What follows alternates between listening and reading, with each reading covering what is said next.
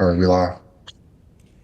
Peace and blessings, y'all. Welcome to the GOAT James Kingdom Show with B. Lee and A. Johnny. As y'all know, we come live every Sunday, noon Eastern Time, right here on the GOAT James Kingdom channel. So don't be afraid to become a member of the GOAT James Kingdom channel, as you can go ahead and subscribe to the channel for free. But we also would like you to go ahead and hit that like button, because we are the GOAT James Kingdom platform and we bring it like none other. Today's episode, we're going to discuss LeBron James's whole entire career, all the hype and expectation that came along with being LeBron James, and how has he overcome so many great obstacles to become the great player that he is. So today's show, we're going to break down LeBron James' entire career and see if he actually met up to the expectations and hype when he was coming out of high school. So as you can see, we got our regular panelists on the show. What up to Travis and King John? What's good, brothers? How y'all doing? All right. How What's up, y'all guys? doing? All right, Good and we see. guys. All right, so we see we got some folks also in the comments as well. Shout out to everybody who's also a member of our Facebook group. You guys know we're on TikTok, Instagram. We're also on Twitter. We're also on Discord. All right, so we are the GOAT James Kingdom platform. Make sure y'all hit that like button, hit that subscribe button, because we about to give y'all another great 2-hour content. So ladies and gentlemen, without no further ado, what up, Brandon? What we got for these folks for today when we talking about the GOAT? Because y'all know LeBron's the GOAT. All right, what's good, everybody? So, I'm gonna just go around, ask the panel what they think about, how LeBron lived up to his career. A lot of people think he didn't live up to what he's supposed to, which is being the greatest of all time. I guess when he came into the league, he was the chosen one. He's supposed to be the greatest player we ever seen before. So, I guess I can start with John. So, how do you think LeBron lived up to all the hype coming out of high school? I know when I first heard about him, especially that summer of the draft that year, I mean, you just heard a lot. I mean, if you watch March Madness that year, Carmelo was everything coming out. So then you kept hearing somebody in front of Carmelo. It was like, well, who is this high school dude that everybody's talking about? And when you saw him in the summer league, it was like, okay. I mean, I watched that first game, and it was like, that ain't no high school player. I mean, there ain't no 18-year-old kid playing against high school kids last summer. Now he playing against the NBA players, and he looked bigger than everybody on the court. And it's like he's more athletic than everybody. It was like, wow. And then you kept hearing the talk, he's Magic and Jordan. It was like, how can anybody be Magic and Jordan? Anybody. I mean, 21 years later, Magic and Jordan. I mean, he surpassed both of them, but it's like, I mean, the media is always off on everything. I mean, they hit that one on point, and he even surpassed what they said he was going to be. So, I mean, So you think he exceeded the expectations? he he he saw that and said, "Guess what? That's a limit. You put a limit on my career, and I'm gonna go past that limit too." So, All right, Trav, what you think? Yeah, I mean, I don't see how anyone can say he didn't live up to expectations. Like, there's not going to be any articles that said, "Hey, this guy, we expect him to win 4 MVPs and go to multiple teams and win titles and average 27-7 and whatever for 20 years." Like, those are just unrealistic things we couldn't have realistically imagined. But whenever you have at worst a top three resume in every category, like at all time, you exceeded any expectation that was realistically put on you. And anyone who says that LeBron failed in some way just doesn't really know basketball. And so I'd say he shattered these expectations. I mean, if we're just being honest. John, did you ever imagine LeBron James exceeding what they say he was going to be? no, I mean, I always say I grew up in Chicago, so I got to see Uh, Jordan play up front, and it was like, did I ever believe somebody can be better than him? No. So when they was talking about this LeBron guy, it was like, if he's that, he's going to be better than Jordan. So no, I didn't think he was going to be able to exceed that, and he did. I mean, easy too. In my eyes, it's easy. I know he put in the hard work to do it, but as a fan, it just became easy to him.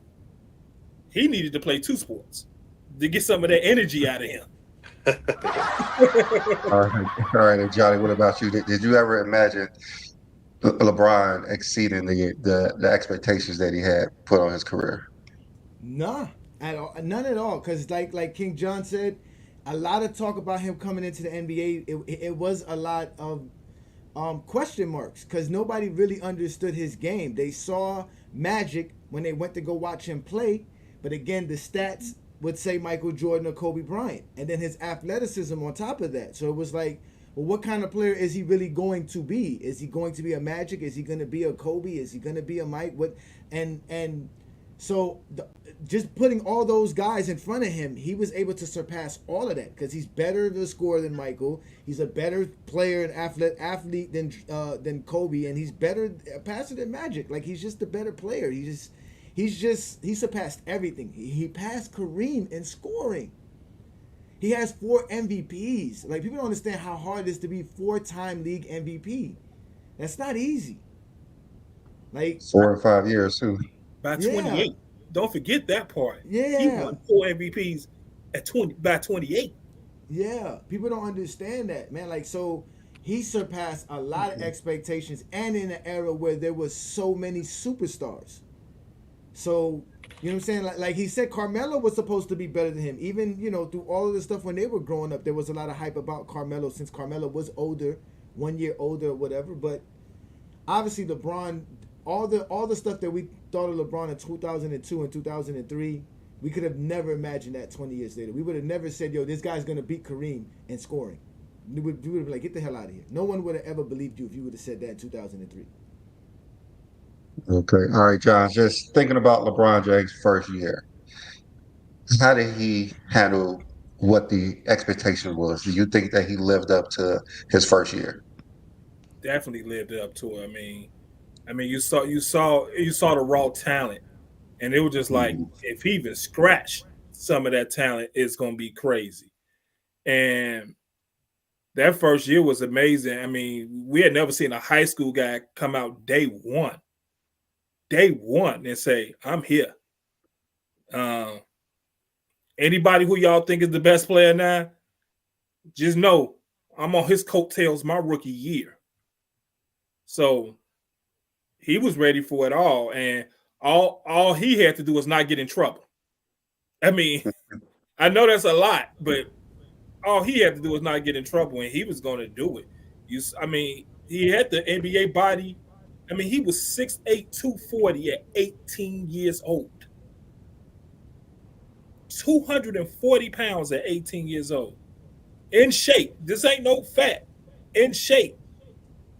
Hey, I didn't think. I mean, he did what he was supposed to do his rookie year, and then that second year, he just exploded. Yeah. All right, Travis. What you think how LeBron lived up to the expectation his first year in the league?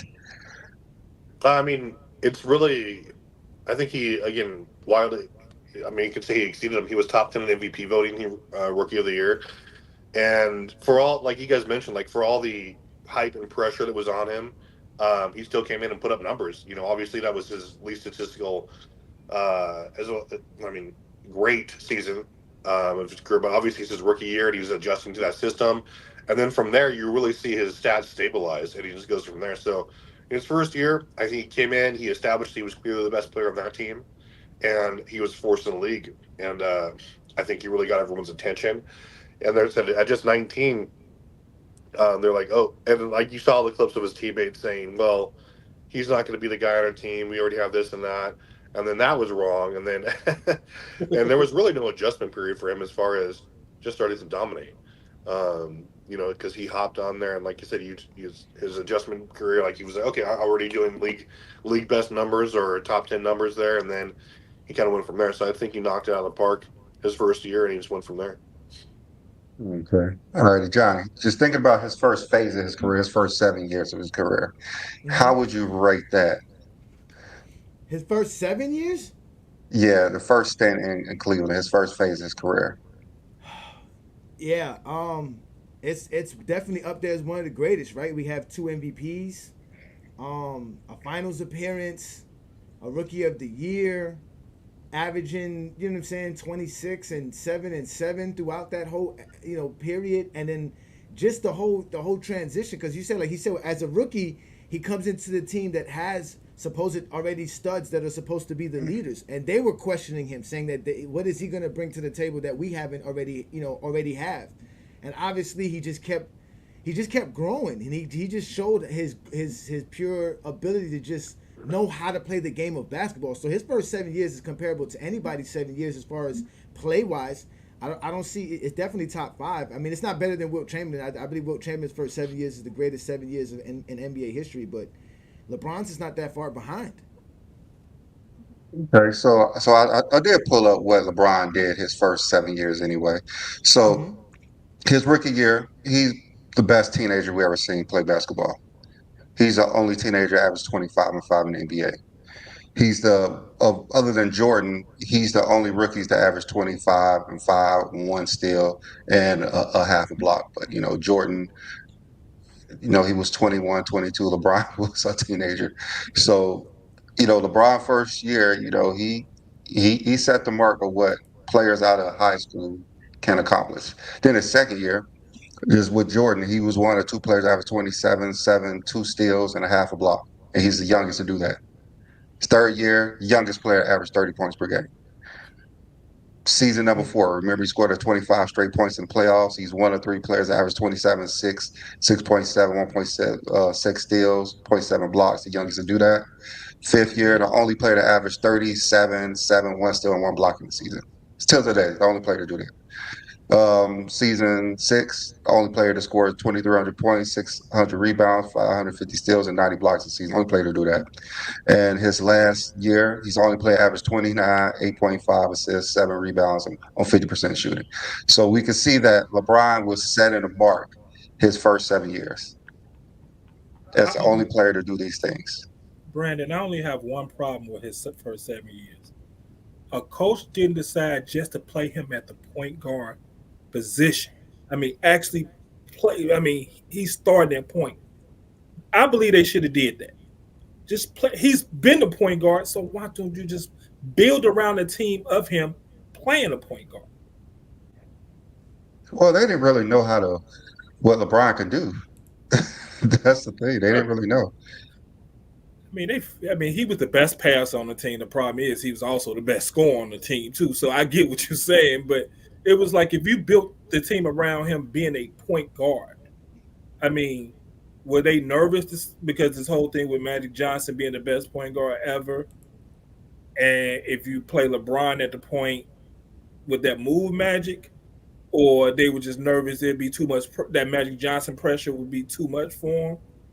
I mean, you started him as small forward later because remember he started as shooting guard coming into the NBA. So they moved him to the small forward when he really should have been moved to the point guard. Just to me, from what I saw, that especially if you'd have knocked that out that first 7 years. I mean, I mean, starting his second year, he basically was the point guard on the team, so they just didn't really know how to use bad coaching. him. He's just a different player. So as we look at what he accomplished his first 7 years, he was Rookie of the Year, two regular season MVP, six-time All-Star, All-Star Game MVP twice, four-time All-Day First Team, two-time Second Team, two-time All Defensive. He had two gold medals. So LeBron first 7 years. How do you guys think that he lived up to the hype? Just his first 7 years. I know a lot of people think it may be a failure because he didn't win a title. But what do you think about the first 7 years of what he did on the floor that not too many players accomplished?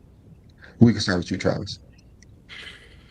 Uh, I mean, I never ever judge or use ring count when I'm doing my rankings. I Hmm. never have, just because it's entirely circumstantial, and like there's a lot to go into it. But when you look at someone's overall resume, and like you look at like their stats and their impact on the floor, uh, and like you said, like during his first 7 years, like it's tough to find a stretch that was comparable to that. You know, you could say, like you said, Wilt, Kareem, uh, Jordan to an extent, but obviously he, had a break. But I mean, it was like when you're looking at that, and especially since it started so consistently after his first year, and he was top 10 in MVP voting every single year until he left Cleveland, and then 17 out of his 20 years, he was top 10 in MVP voting. So that's consistency right there. But his first 7 years, I think, were incredible.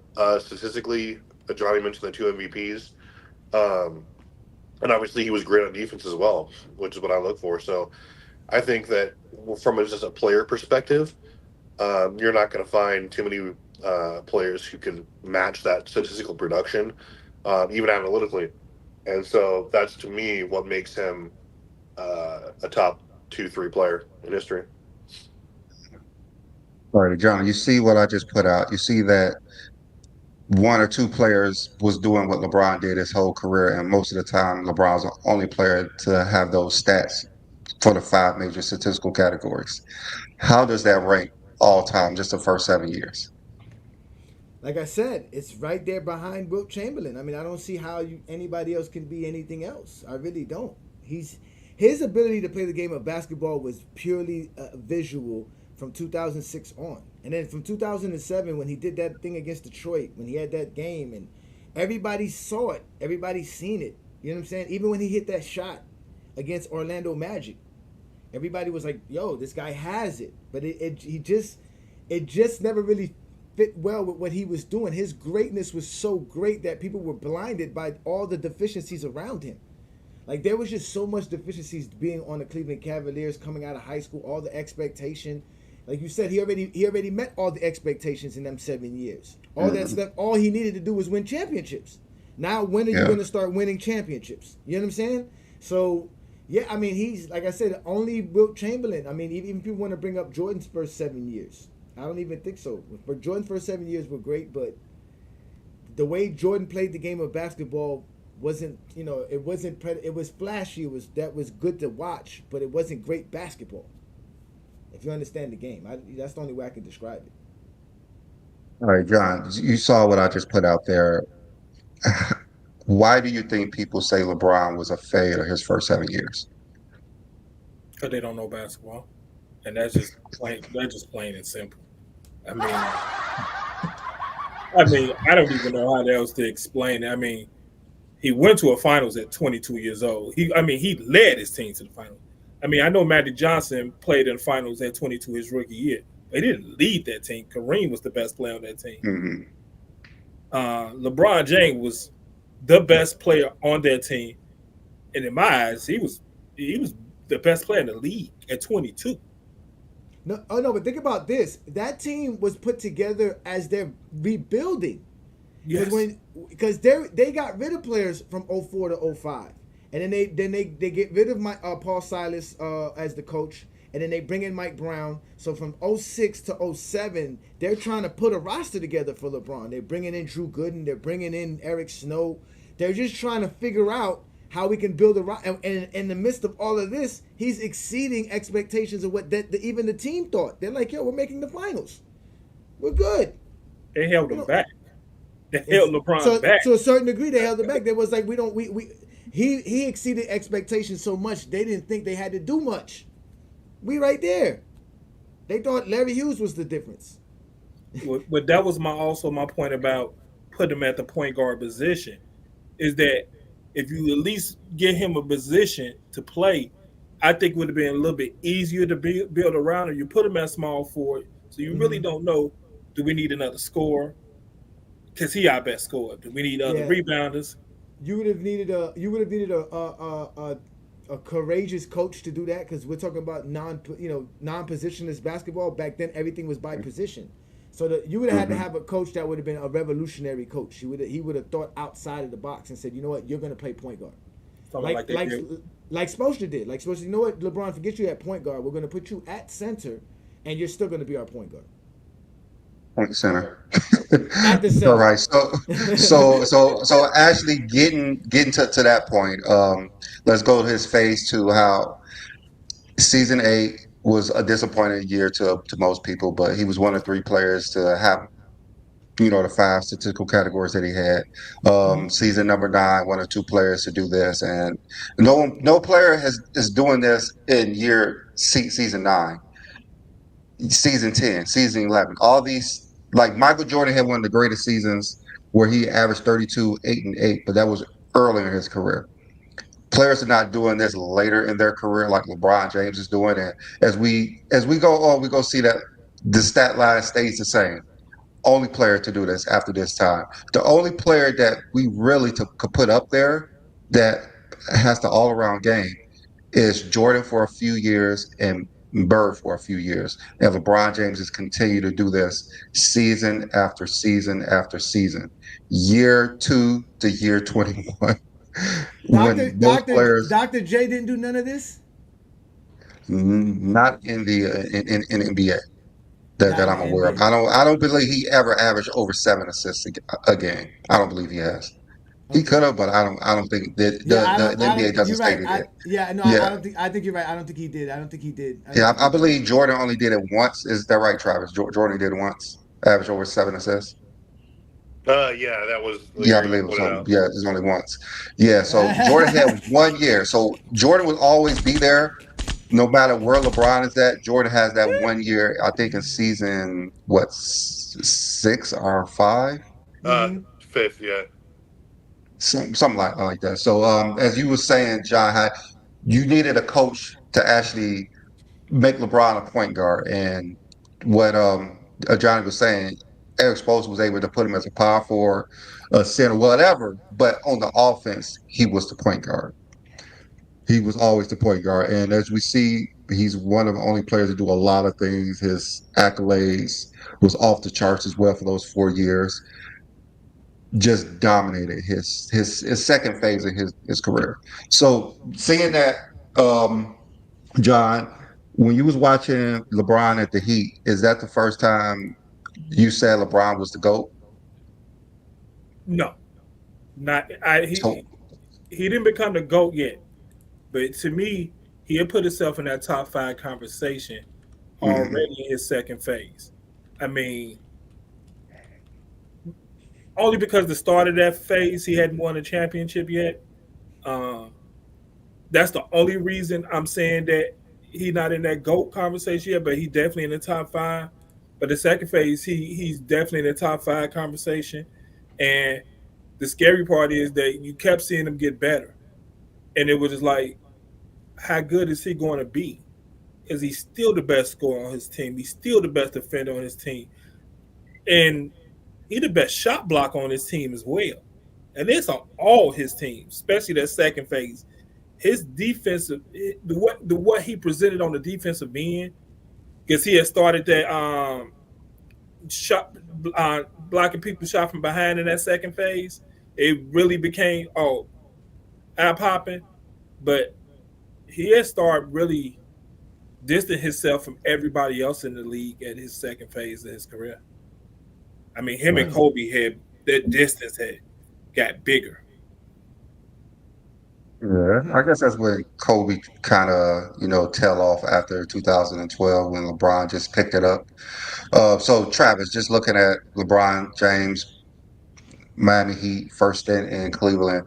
I know a lot of people say Michael Jordan became the GOAT after his first or second title. Some say the third title. What would you rank LeBron his first 11 years of I all mean, time? Like, where would you place him at? his first 11 years all time. I mean, it's tough to. Like I said, I have him second, and I'd say that after his first 11 years, he earned that ranking for me because after that, Okay. he wasn't as dominant. I don't think from especially defensively after that. But you look at it, he's been very consistent with his scoring, rebounds. And stuff. To me, that's just icing on the cake. My rankings are how good were you when you were at your best on the court. I don't really care about totals, but he also has the consistency to go with that. Like you guys have pointed out, that's unheard of. To me, like I said, all of that, he was one of the most dominant players on both ends of the floor, especially during that stretch. Like when you're talking about, especially analytically, like he finished top five in DPOY uh, five times as well. And so, I mean, I think only a few other players have met or exceeded that, like Jordan, Hakeem, Robinson, maybe. But you guys have that. But yeah, especially after that Heat, where he was, I think, the most complete player he'd ever been. Especially in 2012. It's hard to say that he wasn't a top 2 to 3 player of all time after that. And then, like you guys said, he's just really adding to that because he's been very consistent, especially efficiently or efficiency wise, up until now. So Okay. All right, John. You saw everything. You saw the Heat phase, the first phase, first 11 years. Oh, so we're just counting to Miami to 2014 for the First second 11 years. phase. Okay, yeah. Like I said, I was a Heat fan. I remember LeBron decision. I remember. I jumped out of the couch. I was so happy that LeBron was coming to Miami. We got the big three. Pat Riley. Oh man, it was great. I went to the parades.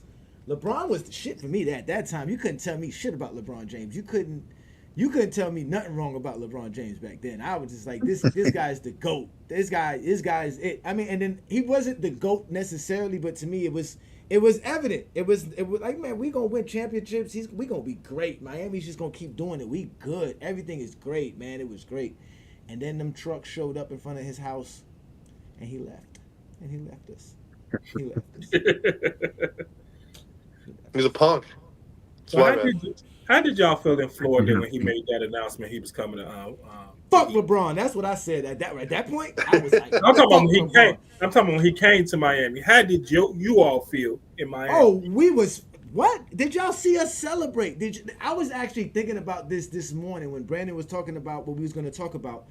I remember Pat Riley's face when LeBron was like, not one, not two, not three, and the crowd going crazy because we were like, yo, we really did this. Like, we got the whole. It's always Miami versus the NBA world because y'all always disrespect us as fans and everything. So we was like, F all of y'all. We did it. We got LeBron, Bosh, Wade. It's over for y'all. Pat Riley's about to build a real dynasty. And then LeBron left. He just left.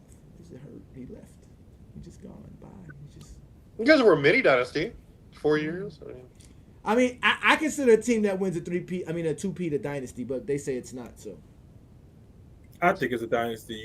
You playing four finals and you Only win two. nine, yeah, only 9 teams has ever repeated in NBA history. I mean, if you want to say 10, if we want to count the 50s.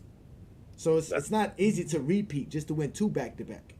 So winning two back-to-back championships should make you a dynasty. And going to 4 finals and winning 2 championships should make you a dynasty. Agreed. Yeah, the Heat was definitely a dynasty. All right, so we got the first two phases out of there. Now let's go to the second stint in Cleveland. That's the third phase. So All LeBron right, has four. He has 4 phases. Is that what we're four doing? phases of his career. Hey, Four y'all hit phases of that his like career. button, hit that subscribe button. We talking LeBron James today. We having a great show. We explaining to y'all all the greatness about LeBron James. So y'all enjoy the Goat James Kingdom show. Y'all hit that like button, hit that subscribe button, share the content. We're going on to the third phase where LeBron stamps himself as the GOAT officially. Go ahead, Brandon. All right. So we know what happened in the third phase. He had the greatest comeback in NBA history, the greatest playoff season in NBA history, Woo. setting mark after mark after mark. As we've seen the first 11 years, his versatility with points, assists, steal, rebounds, and blocks has put him as the only player or one of three players every single year to do certain things, except his first year when he was the only teenager to average 25 and 5 and second rookie to average 25 and 5. So, John, I'm going to start with you. How do you think his third phase submitted him as one of the greatest or the greatest? He became the greatest of all time in his third phase. Hmm. That's when he did it. It was Hmm. what I saw in his game, his third phase, was him becoming a pure point guard. The way you saw the way he controlled games when they needed to slow down the game, he knew how to slow down the game, come up with plays, slow down the game offensively and defensively. If they needed to pick up the speed, he did that. The way he used Kyrie and let Kyrie do his thing and also still run that offense at the same time in Cleveland, it was, and he still went to 4 straight finals in Cleveland, and he lost his second best player in Kyrie when they traded him. Hmm. How did you do that? You Is he the GOAT? he showed his pure dominance in a league full of talent. That third phase, I'm the most dominant player in the league. Because guess what? I'm coming to Cleveland again, and I'm going to 4 straight finals. And I'm going to beat a 73 win team. We're going to come back from 3-1. And guess what? We was more confident being down 3-1 than anybody probably in history of the game ever been. We feel better about ourselves being down 3-1. How do you do that? All right, Travis, let's go ahead of you. So, just thinking about LeBron's second stint, I know you have LeBron number two since his Heat days. How do you rank that's stint in Cleveland compared to the other two? Uh, I mean, I think he was great in Cleveland, Mm, especially like you said, his stats really leveled off after what really 2007 or 8. Like he's really consistent. I think that he just continued that trend after he left Miami, went back to Cleveland. You can count on him to be obviously the best scorer, passer, top two rebounder on your team, depending on who they had that year. And he would just carrying some of those teams. Like John mentioned, that playoffs when is like the best supporting cast was injured. He willed them to I don't know the finals, but for the next few years, he I would say they won a rings. But I mean, you're gonna say that he was at least a top 2 to 3 player every single year in the league up until recently, and you can make some arguments there. But just the level of, I mean, what always impresses me with LeBron the most is, and I think this gets overlooked a little bit because people throw out longevity like it's a bad thing, and it's definitely not, especially if you know the game and how hard it is to be not only just play for a number of years, but keep putting up the statistical dominance that you are doing at such a high level. It's unheard of. And so for me, that stint in Cleveland didn't move the needle at all as far as the go conversation, but it solidified him as again just something that we've never seen as far as consistency. And to me, that's just icing on the cake for him being obviously an all-time legend. Man, okay. All right, John. Before I start with you, I'm going to put up what LeBron James did in his second stint. So, go ahead. season 12, his output, only player in NBA history to do this, not named LeBron. Season 13, only player to do this, not named LeBron. Season 14, only Jokic was able to average 26, 8 and 8 on 54% shooting. But that's Um, not in year. That's not in year 14. Joker never. 14, no, yeah, Yeah, nobody did that after that yeah, year. yeah, And yeah, then yeah. in year 15, the Mm-hmm. same thing.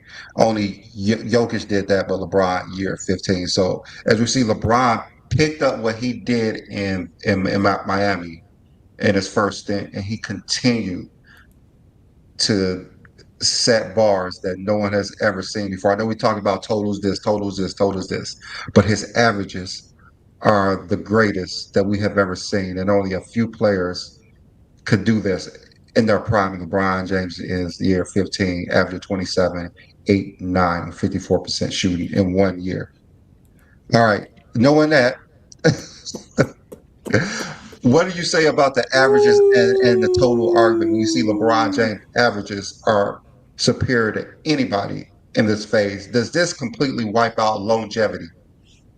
Oh, I mean, by far, because that would be the end of his 15th NBA season at the end of 2018, and we all know at that point in time he had better numbers than Jordan, which everybody's saying in the comments. Everything is Jordan. They always say all we do is talk Michael Jordan. We can't talk about LeBron, but we spend in the show talk about LeBron. But all I see is Jordan comments from LeBron haters. But I mean, listen, to just give y'all a little bit of history. When in 2015 I was hating on LeBron, I was upset. I was like, he doesn't like the grind. He just went back home because it's going to be easy to just go back there and lose, and nobody's gonna be mad at him for losing. But he didn't lose. He actually was winning when he got to the playoffs. And I was at work at the time. I was working in a casino, and I'm like, yo, I'm watching the games, and I'm just like, yo, this dude is actually gonna make the NBA Finals. Kevin Love got hurt in the second round, right? He First broke his. round, It get the I ball. was in think a, it was first round. The first round. it was the first Yeah, round, right? first round. He lost Kevin Love in the first round. So okay, remember Indiana was supposed to be the team that was supposed to beat him. The Nets went and grabbed Kevin Garnett and all these other players. Everybody was shuffling. Atlanta had a good roster. LeBron wasn't supposed to make the Bulls. The, finals. the, the, the Yeah, Bulls were supposed to beat them. Bulls were supposed to beat them. yeah, they were not supposed to make the finals. And here he is, he's dragging Kyrie Irving to the finals. And that no matter what nobody tell me, Kyrie Irving was a nobody then. He was another flashy kid coming out of Duke that he wasn't winning nothing. He won an All-Star MVP, I think, by then, but that wasn't really it. Like, what was he doing? Even himself said LeBron made him better when he played with LeBron that first year. He made his first All NBA team with LeBron. So but when LeBron was doing it with Deladova, I was like, yo, it's a wrap. I can't hate on this. This is the best player I ever seen in my life. And mind you, I did watch Michael Jordan in the 90s. This is the best player I've ever seen. This man went to another team, new coach, new system, new everything, and still the same results. Like he's that dominant. It reminded me of what Shaq did when Shaq left the Lakers and went to Miami. Nothing to change. He just completely shifted the whole dynamic of the league by just going to another team. And then he did 2016. That was even more incredible because it was like Stephen Curry and them came out of nowhere, and LeBron showed up in the finals and was like, yo, I got this. And we can beat them. Even knowing they were down 3-1, he was like, yo, we can still beat them. We just got to win game 5.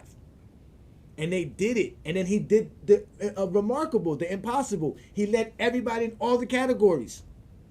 And we're talking about a unanimous MVP. He outscored him. He did everything. He did everything better than Stephen Curry in that finals.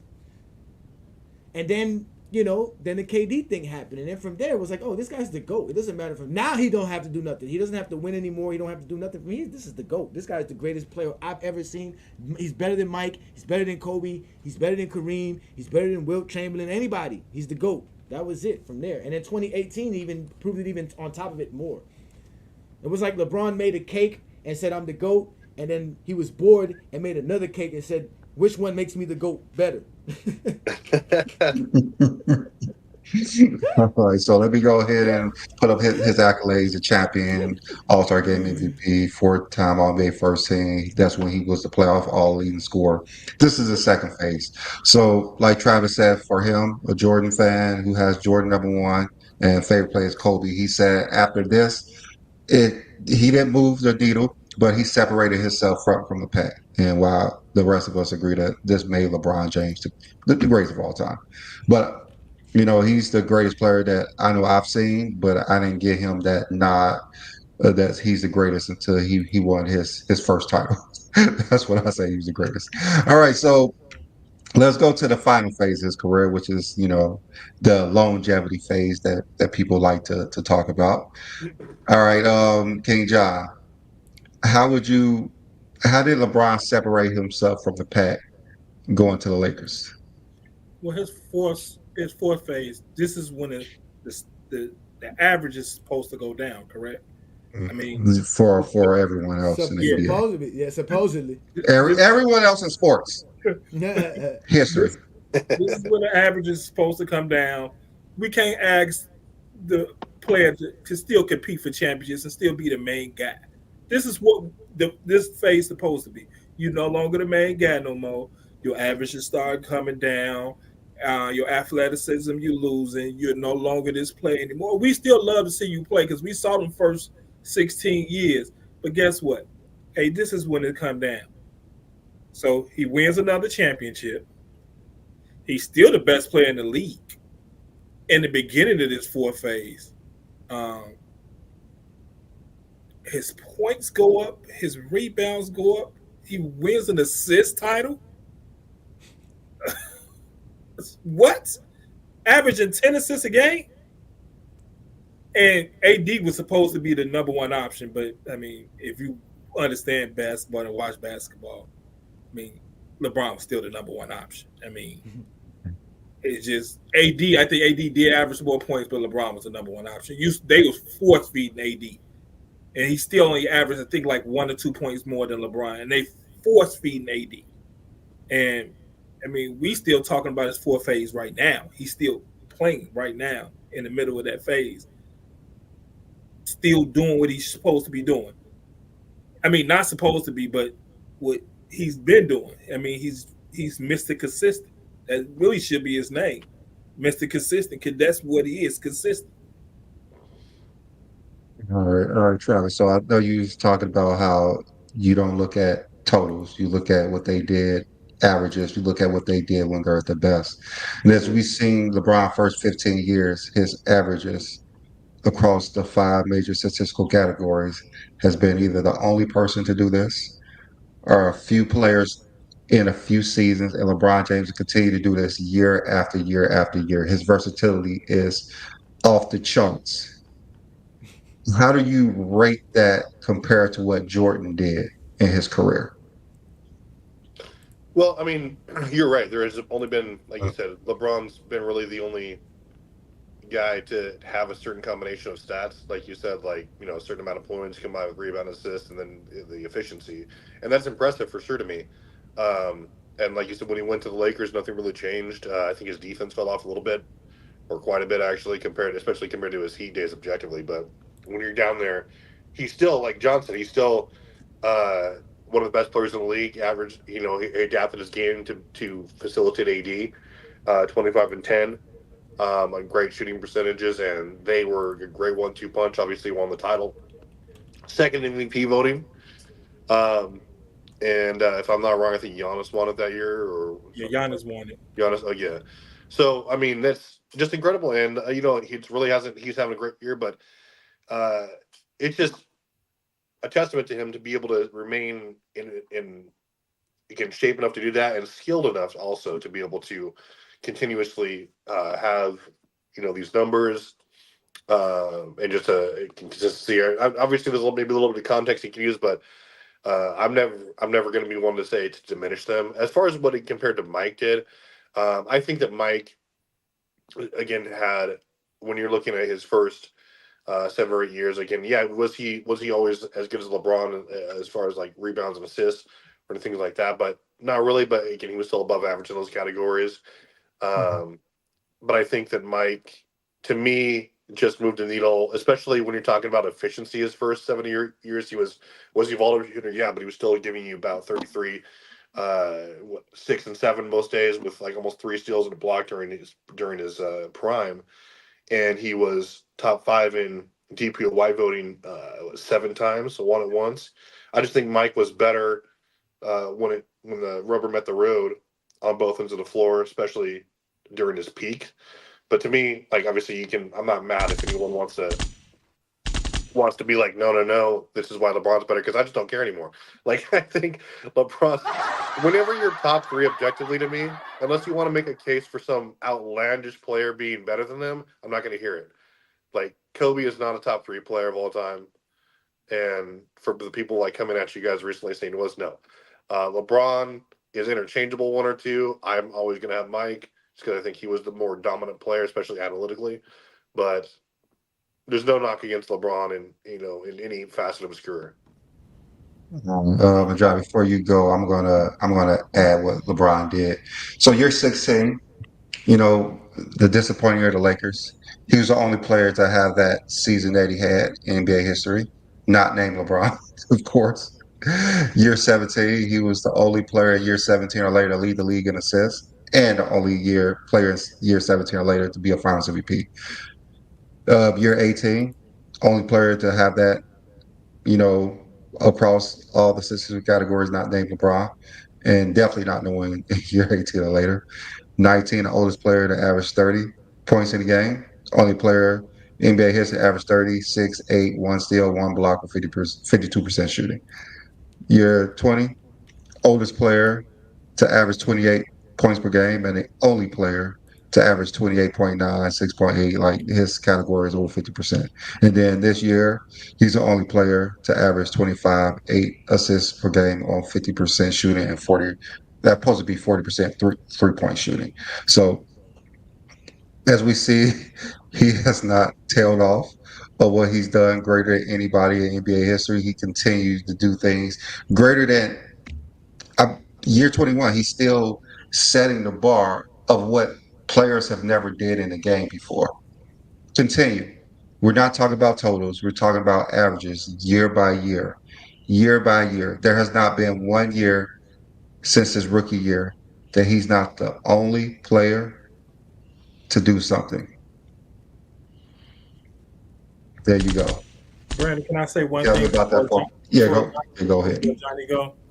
Year You go ahead. 19, don't forget he could have led the league in scoring that year. Remember, they sat him at the end of the year. No, He was going to he lead actually the league said in himself. He said, I'm not going after it." He said, Yeah, he said I'm not going to do he that." said he's not Yeah, going after it. So you yeah, telling me in year 19 he had just led the league in assists in year 17.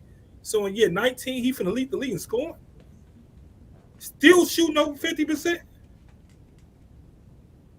Come on, man. crazy. So Ralph in the chat, I'm I'm a huge Kobe guy, dude, but you're not going to make a statistical argument that Kobe is better than Mike other than using totals. He didn't touch Jordan in averages, analytics, efficiency, anything you want to measure that we use as people who know basketball. You're not going to make there. I don't give a damn about their eras. Again, he was better than Kobe in every measurable sense. Again, that's just it. What do you want to use the eye test? That's fine. Just tell me you're a casual.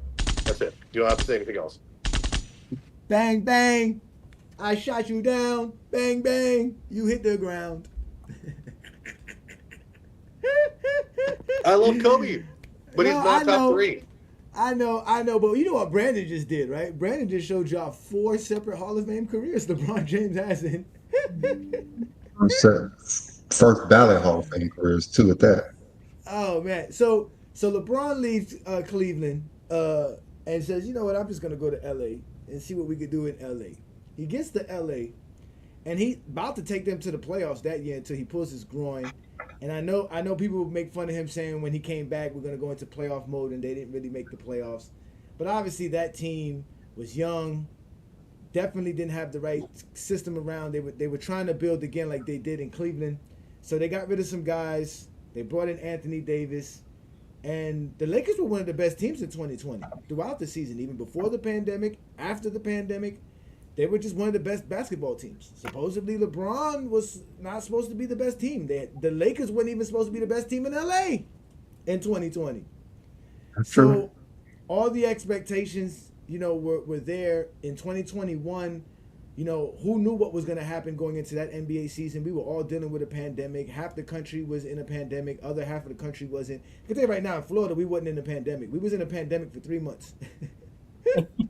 And then from there, we went back to going outside, right? But other parts of the country, they were really strapping down, right? People were losing jobs in 2021. You know what I'm saying? There were certain mandates in certain states that wasn't in other states. There was a lot of crazy stuff happening in 2021. And the Lakers didn't do a good job retooling, but they still made another playoff run. 2022 was the Lakers diving into whatever they wanted to dive into. They thought they were going to build a super team, and it didn't work out well, right? So then 2023 comes along, the Lakers are still shuffling. So to be honest with you, the Lakers have really just had one good season where they had a solid roster with a solid team put together that they knew was a team that they could have kept, but they didn't keep. And ever since then, it's in 2019 they were shuffling, 2021 they were shuffling, 2022 they were shuffling, 2023 they were shuffling. This season they didn't shuffle. They kind of just re-signed Chimura. And through all of this, LeBron has just been LeBron, and he's not. It was supposed to be AD's team, and it's still not AD's team. So I don't. Yeah, and he's going to make it 6 All NBA. He made it 6 All Star. He has a Finals MVP. He damn near was the league MVP in 2020. If it wasn't for Giannis's great season. If it wasn't for the pandemic, I think if the pandemic doesn't come, I think he wins regular season MVP. Because if you remember, the weekend before the pandemic started, they had just beat the Clippers in Milwaukee in back-to-back games. They had just And beat LeBron them. dominated both of them. He He dominated dominated Kawhi both of those and games. Giannis. I mean, it was the MVP. He was starting to edge Giannis. I think the pandemic won the MVP for Giannis and not the play. Yeah, and I think after 2014, the media said LeBron has to do something spectacular to win anything from us. We'll vote for him for the All NBA team, but we're done. We're not voting for him for the because after he told the media, I don't care what y'all think anymore because he didn't get voted for the Defensive Player of the Year in 2013. They was like, yo, you gotta show us you can play defense. And he played like I hear people in the comments. He didn't make an all defensive team after 2014 after Miami. He played great defense in Cleveland. Those 4 stretches in Cleveland, he played great defense. In 2020, he played great defense. So, at the end of the day, the man's career and all the expectations and hype Not only did he meet them, he surpassed it. He gave us more. Like I said, he gave us a cake. That's the GOAT. Then he said, I'm bored. Here's another cake. Either one makes him the GOAT. Either one. All right, so I'm gonna put up the link in the chat for anybody who wants to get up. Since I think we handle this the show while LeBron James is the GOAT, even though Travis wants to say he will not say it. It's cool. We see what LeBron James has done throughout his whole career, every season, even year 21, he's doing things that no one has done in NBA history before. Continue to I do things never Yep. done in NBA history before. Yep. And while we're waiting for folks to get on, y'all make sure to hit that like button, hit that subscribe button. Brandon, bring up the video I just posted. Let's see if LeBron James actually met his expectations of what he thought he was going to be. So y'all, if y'all were watching Friday Night Exposure, y'all might have saw this, but this is LeBron James as a freshman in high school. I think he's 15 years old here. Let's listen to them talk about LeBron James and what he states for himself. Despite being an underclassman, LeBron leads by example, not only athletically, but in the classroom as well. He carries above a 3.3 grade point average. Both on and off the court, the sky really is the limit for LeBron's accomplishments over the next 4 years. Very, very team-oriented. He's very well liked at the school. He's got a bubbly personality. He's just been a pleasure to be around. I want to be a role model. I want people, like, when I get old, I want little kids to look up to me, too, like they do with the pros. I like just to be who I am and just be friends with everybody and just help people who need help. Yeah. I mean, that sums up what he wanted to do. Become a great basketball player, be himself, be friends, right? People don't like the fact that he's very friendly, very personal with other players and stuff like that. And just help people that he can help out whenever he can. He helped out all of his friends in high school. They all are successful businessmen. He's helped out his neighborhood. He's helped out the city he comes from. He's helped people that in LA and Miami, and when he played there, he became the greatest player. And he surpassed my expectation. He surpassed his own expectations. I don't think that LeBron would have told you he would have been the GOAT of basketball. But guess what? He's the GOAT of basketball today. So we got Ace 30 and Twin Man in the building. Thank you, gentlemen, for joining us. You guys have been always supporters of the channel. Let's start with you, Twin Man. What you got for us, Twin Man? So what's up, y'all? I just want to start off by saying John Stockton is a top 5 point guard of all time. You know, I'm not going We established that. He's definitely a top 5 point guard of all time. It's actually 50-50 with the panel. It's actually like sliced down the middle. But go ahead. To me, LeBron James became the GOAT in his third phase, his second stint in Cleveland. After that 2016 run, when he came back and beat the odds, there was no doubt in my mind he was the GOAT. I already had him like top 3, top 2, top 3. After that 2016 run, there was no question in my mind. And then 2018 was just icing on the cake. He didn't have to do nothing else. And then he turned around and won a chip in 2020. Like, I already put it in the chat. LeBron James has led every team he's been on in scoring until he got AD. He led every team he was on in rebounding until he got AD. He led every team in assists to this day. Like, I don't think people really understand how. I'm sorry, y'all already know I'm tired of arguing with people over stupid shit. What is the conversation anymore? Like, what can you really say? He lost 6 times in the finals. Do y'all actually understand there's NBA players who have never been to the finals? Ever? All-time greats. Top 75 players who have never seen the finals. Like, I don't understand why people are really making it seem like this man isn't great, or he doesn't deserve the credit, or he doesn't deserve the things that we're saying about him right now. It's insane. Because you're a LeBron sexual, okay, and you don't know basketball. I'm a fan of basketball. I don't care what Travis said. I still stick by my stance. Jordan never passed Kareem. They just gave it to him. He never passed Kareem. I think I need to open up. I was gonna open up the panel for y'all too on Friday night, but it got a little bit too late, man. I need to see y'all debate that. That'd be a great debate. That'd be a great debate. So for I need, you I two, need man. this is the only thing I'm gonna say on it. This is the only thing I'm gonna say on it. Then I'm gonna move on. In the Okay. latter years of Kareem's career, they were still drawing up championship plays for him. That's all I'm saying. Championship plays were still being drawn up for Kareem. He was still the anchor of a great defense, and they still knew if they needed a bucket, they could go to Kareem. You can't Not say with, that about Jordan in his career. not in the trash, zesty '80s. Never. Let's let's let Sturdy in. What up, Sturdy? Peace, brother. Thanks for joining us on the GOAT James Kingdom platform. What do you have? You saw us break down LeBron James's full career. Did he meet expectation? Did he surpass it? What do you think of LeBron James' career as far as the expectations and hype coming out of high school? So salute everybody. Obviously, John Stockton is not a top 5 point guard. We got to stop lying to the people.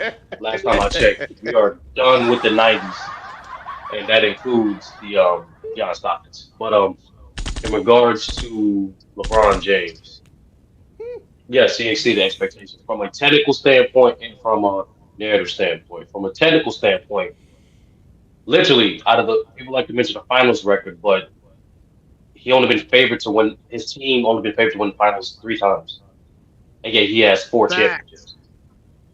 And out of those 3 times, his team ended up winning only twice. So that kind of tells you just by the technicality of betting, he overachieved. But from a narrative perspective, no one could predict this type of career. I broke it down to someone yesterday. Like we were saying, what someone has to do, not to catch LeBron, but just to get 40K or to be on pace for 40K. His first 15 years of his career, he only missed 87 regular season games. Facts. No playoff games. He only missed 87 regular seasons in his first 15 years. So that means any up and coming player to have a chance to even just touching 40K, just no matter how great of a scorer you are, if you have just one season where it's a major injury, you're already not going to be able to catch it. So from that aspect, no, this type of career, no one's supposed to be this good for this long. No one's supposed to be. He's not supposed to be this great in this many categories. I'm gonna be honest with you. And no team sports, and it's a few individual sports, but like no team sports. Have you ever said a player has the greatest longevity, the most versatile player, and bare minimum top 3 in terms of impact of his team winning? No individual player you say is all have all 3. So from that aspect alone, yeah, he overachieved. Now for me personally, I don't like ranking players in terms of all time. At least they have to a certain, how can I put it, amount of years on them. But Mm-hmm. in the case of LeBron, to me, it was 50-50 on who's the greatest player of all time at end of 2020. There's this weird narrative going around as if it's easy to just move. It's easy to build continuity and build a successful team in a different environment. It's actually harder. Hmm. All the guys that won, all the star players, the guys that was the best players on the team that won 4 championships or more, they had consistent foundations. He did it. So be able to win with 3 different coaches, be able to win in 3 different franchises, the only player to have 3 Finals MVPs. Yes, you exceed expectations. Facts, Yeah. facts, all facts by Sturdy. Great job by you, sir. Again, Real we quick, also go. hey, Johnny, Uh-huh. real quick. I don't think people understand how the league, the media, and the hype set him up to fail, and he still exceeded expectations. The media started trashing up the Skip Baylesses of the world, the Rob Parkers of the world. And his own teammates, I already talked about that, already was starting to get on him before he entered the league. The moment he made his first finals and he lost, they immediately started the drumbeat of he'll never be Jordan. They immediately It started wasn't. I don't even just so think it they was can that. start It building wasn't the even that. narrative. No, it wasn't even that. Listen, LeBron lost in 2007. He got a pass. LeBron lost in '08, a pass. '09, it was a pass. 2010, it was a pass. It wasn't till he left that people were starting to say, this is not fair. Because they were going to be okay with LeBron losing in Cleveland because they understood he didn't have a team in Cleveland. They were okay with that. That was going to be like the Kobe thing. You were going to see the greatness, but because he just didn't do enough, he's not going to be the GOAT.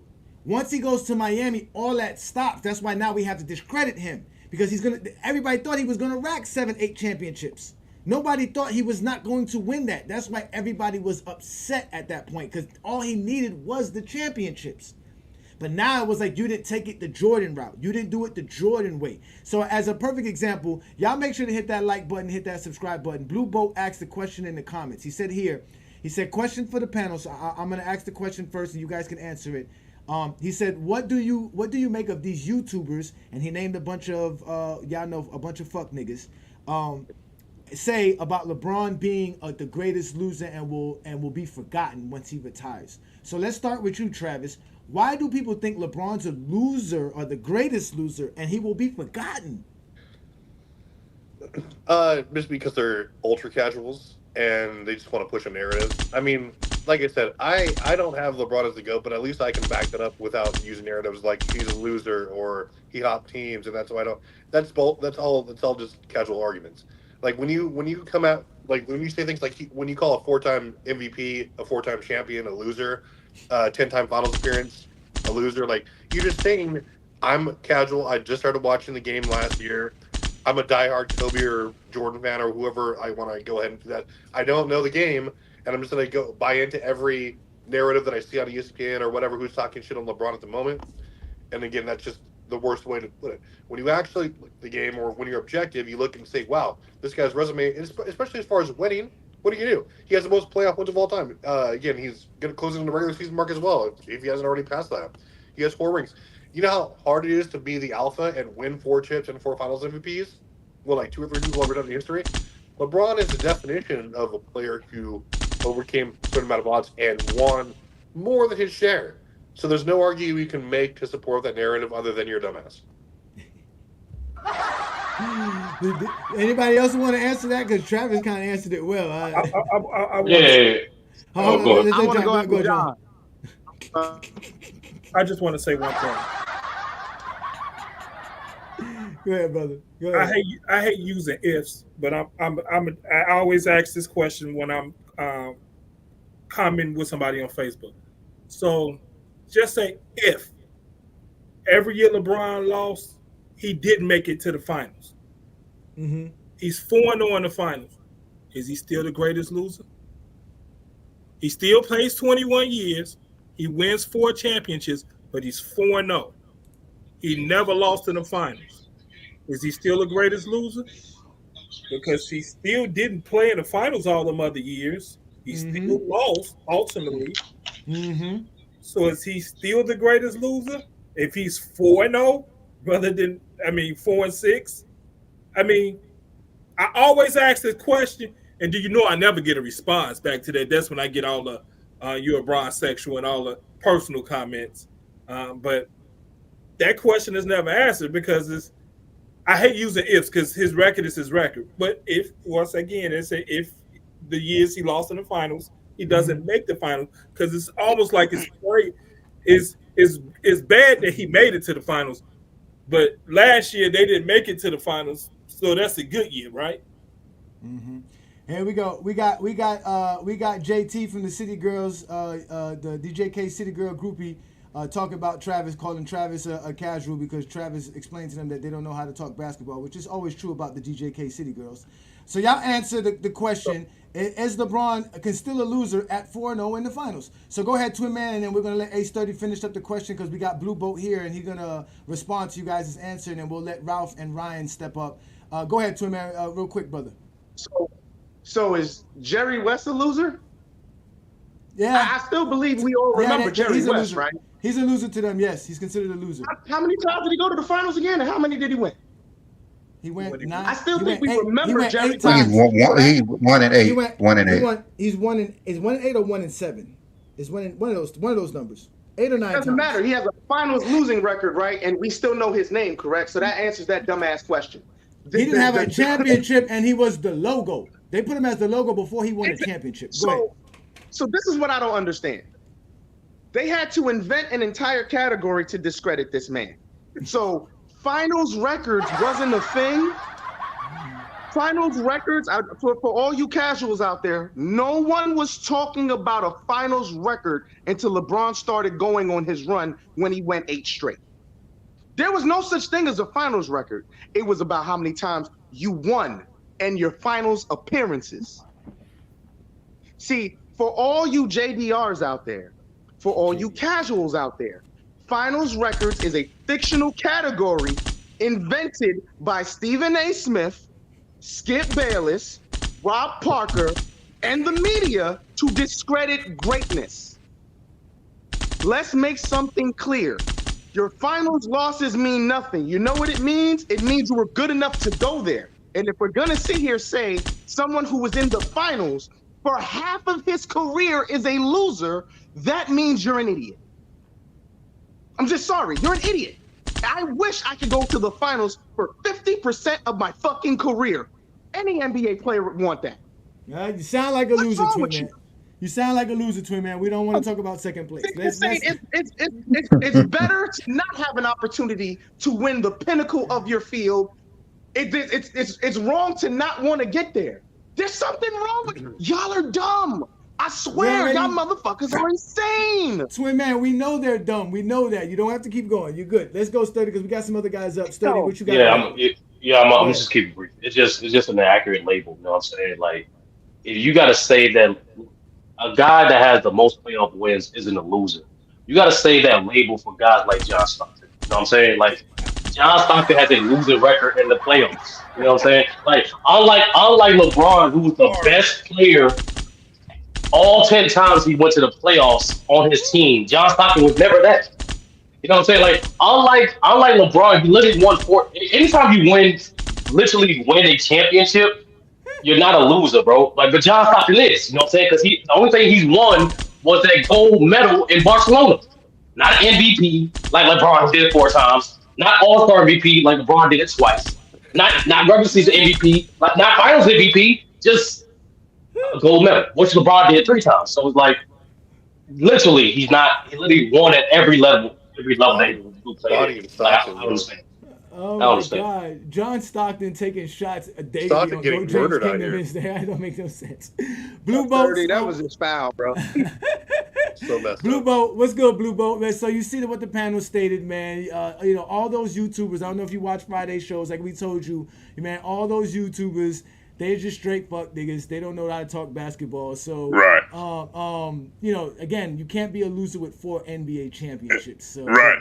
But go ahead, brother. Yeah. Shout out, salute and shout out to the panel, man. You know what I mean? Shout out to everybody on the panel, man. Y'all doing an excellent, good job. I enjoy the content, Thank you. But thank you. I couldn't put it. Everybody who did their takes, did the observations, I couldn't explain it better myself, and that's exactly what I was thinking, right? Mm-hmm. A man that's been to 10 NBA finals, right? Won 4 championships. Won, like you said, won at every level. He won in high school. He won in Olympics. He won the NBA. Mm-hmm. But I come with a theory of why all this is happening. See, you know me, like, even though I have Mike as the GOAT for my personal criteria, Mm-hmm. LeBron definitely deserves to be in that conversation. He definitely belongs at that same table with Mike. I don't care what nobody say. I don't give a damn what nobody say. He belongs at that table with Mike. You know what I mean? Mike, Kareem, Wilt, Magic, you name it. But all this end of the day, man, I came up in the 90s, okay? I started watching basketball in 1989. I know how great that era was. I'm not, subscribing to this quote, we dealt with the 90s, because for me personally, that's when I started watching, like the tail end of the 80s and the 90s. So I get subscribed to that. But it's the era of manipulation of the media, the era of manipulation of certain people, certain people with narratives they got to run. We know who we talk about here on YouTube and everything, man. You know who I'm talking about, right? Yeah, you know who I'm talking about. You know what I mean? But it's like, it's like end of the day, man. We know because they see LeBron as a threat. They don't want to admit it because they're scared to admit it, but they know. I mean, they know we're a threat. You know what I mean? So they go around making up these narratives, making up these criteria that don't fit. It's like fit the square peg in a jigsaw puzzle. You know what I mean? And the narratives don't fit to actually what's going on out there. They take their cues from, like you said, these clowns in the media, man. The 5, 6, 7 stooges. You know what I mean? I can name them down. Stephen A. Second place. Ron Parker. Skip Bayless, of course. Rick Bucher, Doug Gottlieb, Ron Parker. They're the 6 or 7 stooges. You could put Jason Whitlock in that group too. And Jason Whitlock, Mr. Cholesterol. Chris Broussard. Chris Broussard is taking my position, but then again, he gets blinded, with all the BS, you know what I mean? But But from what him too. But I'm just for me. Bottom line is, I'm a basketball fan, and above all else. You know what I mean? Above all else, I don't care, how you approach the game. I don't care what kind of player you like and dislike. I like greatness. I like seeing great players succeed. I don't get into all these stat wars, all this fan base wars, but if I see something that's like true, whether it's you're making up a narrative about Mike, LeBron, Kareem, Magic, I'm going to call it out. So that's what a basketball fan does. You know what I'm saying? Yeah, so, you know what I mean? I'm a neutral basketball fan. I like the game. I love the game. I played myself. You know what I mean? I plan on playing the game, even though at the age of 44, you know what I mean? I might have a bad back. I might have a bad back, you know what I mean? I might look out there looking like one of the guys in the YMCA league or something like that. You out there checking your medical insurance before you lace up them shoes. You got to make sure. Right. But don't get me wrong. I think I can still get out there and do a little something. I haven't played in a while, but you one of the rare Jordan fans that actually do it. So right. So we appreciate you, man. Blue Boat, you're one of the best, man. As you can see, GOAT James Kingdom is the type of platform for you because we are objective. We appreciate greatness as well. That's what we do best here at GOAT James Kingdom. You know what I'm saying? We don't hate on Jordan, but we understand LeBron is great as well, and we're going to make sure LeBron gets his praise because he deserves it. Just like Jordan got his, just like Kobe gets his, and everybody else gets theirs. LeBron's the crown right now, and we just got to appreciate it till the next man comes along. So thank you for your take, brother. We appreciate you. You can stay on if you want to. Yeah, great take. So I think the next two gentlemen, though, are on the opposite side of the ends. I think Ralph has been known in the comments. If this is the same Ralph that's been commenting, I don't know if you are the same Ralph or not. What is I'm the same Ralph, but I'm not on a different end today. Okay. Are you the Ralph that said Kobe had to guard the best players while Pippen guarded the best players, not Mike? Yeah. Come on, man. We talk on the My channel. Remember? Okay, I'm again. You guys don't bring It's a lot of Ralphs. Yeah, exactly. It's a lot of Ralphs. They thought you were Ralph Alexander last week. They were about to go in on you. So you guys don't bring your face up. You guys have avatars that are something else. But again, thank you for joining the GOAT James Kingdom platform, brother. What you got on our take?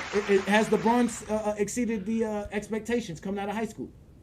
I'm gonna be pure honest. Because like people were saying like how that high school people like. You can do him and Moses, like they had a straight like career coming out of high school, like regarded as one of the best high school players. Even though Wilt went to college, one of the best high school players. Kareem too went to college, but they just jumped out of high school and carried them to the league. Like they see the expectations and by all the hard work and pain that he put in from the start. Like, but one thing I do have to address what Twin Man said, like. Bro, they was pushing him from the gate, bro. He got glazed to be the rookie of the year, bro. And that's a fact. Glazed? Who, LeBron? No, rookie of the year. Yeah, he didn't earn that. That was Melo, pure. Why was it Melo's?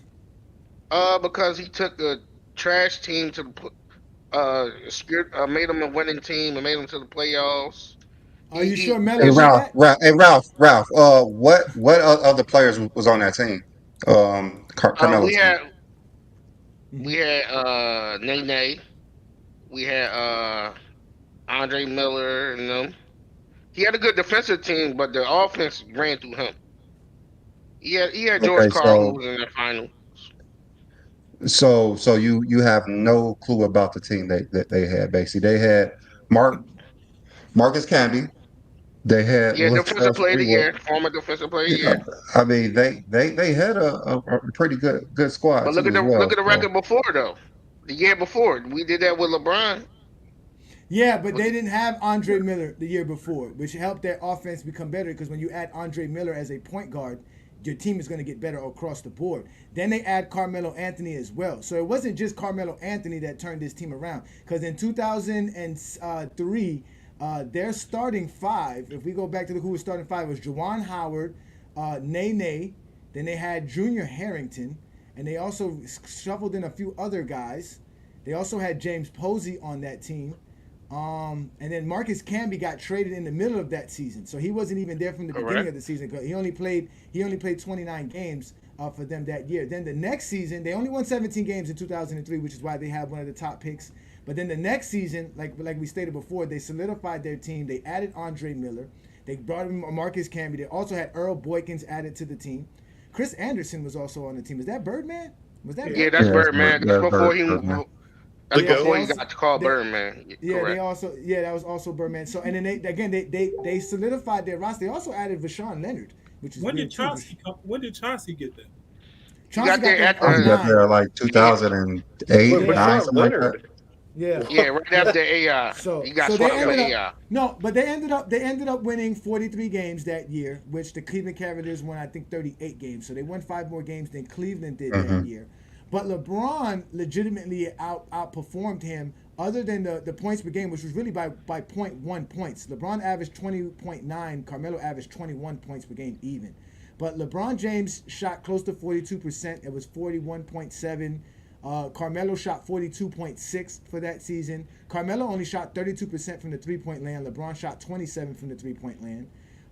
Again, but LeBron James was coming straight out of high school. This guy wasn't. He was coming off of his college year. LeBron averaged more rebounds. No, Carmelo averaged more rebounds, but LeBron averaged more assists, more steals, more blocks, less turnovers.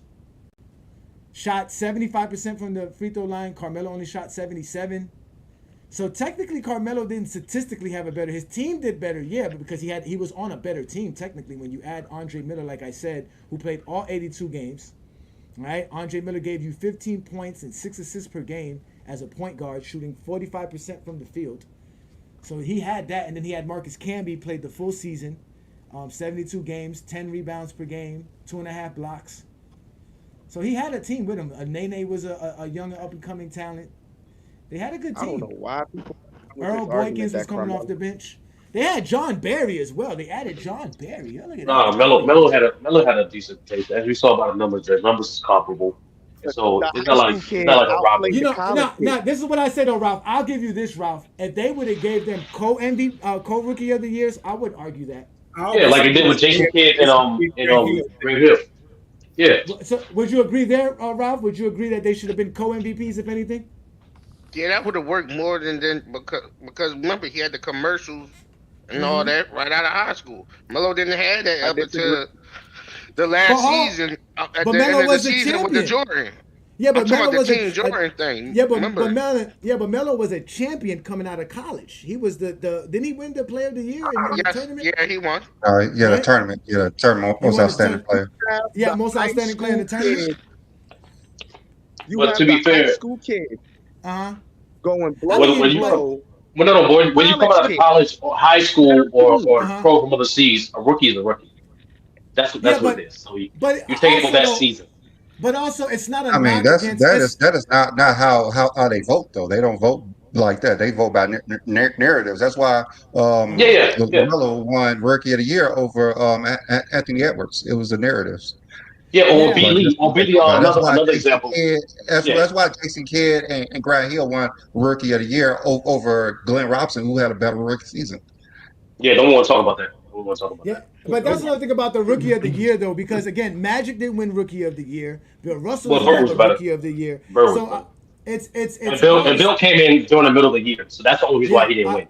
That's Akeem it. doesn't have a rookie of the year. You see what I'm saying? Well, So Jordan was there. Jordan was there. but that's They what came in the I'm same saying. class. Yeah, depending on your draft class, if you came in a draft class where there was just so much supreme talent, Kobe doesn't have a rookie of the year. You know what I'm saying? Yeah, he was on the bench. He So was I on don't the think. bench. Yeah, but this is what I'm saying. I don't think it's a knock against Carmelo Anthony to not have it, or if LeBron didn't win it neither. I don't think it boosts LeBron's career that he has. But a he rookie was of the year saying now. that he had pressure coming in. When I'm talking about, like, he already had the chosen one gimmick coming into that season. Commercials, Okay. and I'm not getting all that. You know who gave him that What title though, right? You know who gave him the chosen one yeah, title, right? Jordan. I'm Okay. saying he had Bernie Mac as the preacher in his commercial. That was a dope commercial, yo. Like, That was a that's dope what I'm commercial. saying. commercial. Twin Man. I The posted Twin it Man. on my Facebook. He had the co-sign coming into the league to be ushering because Kobe had the case going on that season. Yeah, I But mean, hold that's up, what hold Nike, up, but that's what Nike does though. Nike did the same thing for Jordan. They wanted to do. Adidas did the same thing for Kobe. Kobe made an All-Star predicated on the advertisement and marketing of Kobe Bryant. So you know what I'm Because saying? he was Like that happens. and Moesha and all that. Correct. That's what I'm saying. That's what I'm But saying. what So I'm saying- you have a point. You have a point to that. You're right. I mean, he does. They did push LeBron coming out of high school because obviously he was a phenom. I mean, he was the first high school phenom of all phenoms. To be honest with you, when you really think about it. How many before LeBron James came in the league? How many busts were there before we got to LeBron? Well, that's the thing though. Another thing too. It wasn't really a bust because guys like Jermaine O'Neal, Kobe Bryant, even though Kevin Garnett I wasn't think one he's of talking those about guys. first picks. That's what you think he's talking Oh, you about. talking about first first? pick. Oh, first. Yeah. How many busts were there till we got to It was a LeBron? lot because They had 2002 the was same- trash. I feel you, brother. I feel you. Yeah. They had the Yeah. same hype coming into the league, crumbled under the pressure. LeBron But no, James, they're not or the he same said- hype. he So had none the- of them he had had the- he had the signature. chosen one. He had the chosen one moniker coming into the league. He was already coming out of high school on the worst team in the league. He carried that team. Melo was on a better team. That's why LeBron won. I'll give you Melo this. It was made them narrative better based. though. Hold up. I'll give you this. The narrative was on LeBron's side, but let's not. The circumstances aren't even. If all things are even, I could possibly sit here and agree with you. But you have the high school kid coming into the league, basically taking the reins of a franchise.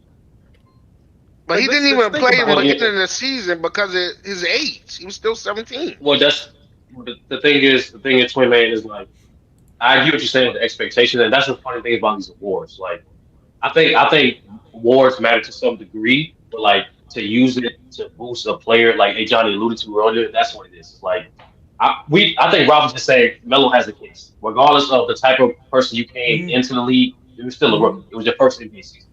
Melo had a case. And it's not a bad case too, because you're saying we're talking about Carmelo here. Carmelo coming into the NBA was really a hype as well. Like people were saying, like people saw it. They said he's more proven than LeBron. At that point, he was more proven than LeBron. That's a fact, Johnny. That's a fact. Mm-hmm. So Johnny, speaking of proven, right? Because Ralph was on to something. Because T Perfect has this criteria thing, right? I noticed got a little flaw in it, brother. Like I just want to ask you real quick because T Kill is my different tone brother. All right. Who's a better defender, Scottie Pippen or Michael Jordan? Michael Jordan. Oh, That's my cat. Why is that? God. Why is that, sir? Michael Jordan is number 7 in win shares per season, or defensive win shares per season. He clears Pippen in steals, and I believe they're tied in blocks per game. Pippen might have that edge. He has 3 steal titles. He has more all-defensive first teams than Scotty. Any measurement you want to use, he's better than Scottie Pippen, aside from the false narrative that Pippen always guarded their best players, which is bullshit. There's no argument you're going to make that Pippen's better. Yes. I started. Who averages more steals for their career? Also, he has a higher defensive box plus minus than Scotty as well. Ooh, 5 And shots. defensive rating. Hold on, wait. We're gonna let Ryan get a chance because Ryan's been very patient. He actually asked a question in the private chat. He said, "Was Sam Bowie a first pick?" No, actually, Sam Bowie was the second pick. Akeem was first. Jordan was third in 80. And I appreciate y'all for having me on. Thank y'all. Yeah, no problem, man. Listen, Ralph. man, we are the GOAT James channel. Hold So on. go Ralph, ahead. really fast. I didn't necessarily mean, Ralph, that you're a casual when I said that. I just said that Oh no, Is I don't take no offense to it. I hear that all the time. so all I meant by that was like it doesn't even apply to just Kobe and Mike. It means that if you're going to say to anyone, you know what, this player A is better than player B. If you ignore stats, resume, and achievement, and everything that we can measure, and just say he was better, it's tough to make that argument. I'm like a huge Kobe guy. He's number 8 to me, but it's tough to say just based on the level of competition. That's it. That he was a better player.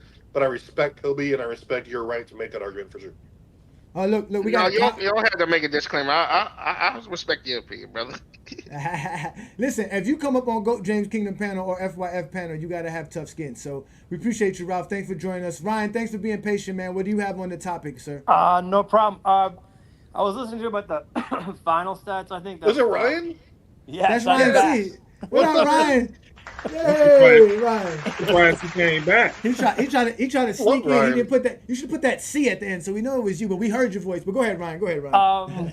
So yeah, I think finals record's always been a stat. I remember in the '90s, Jordan was 5-0, then he was 6-0. But that's really besides the point. When you talked about the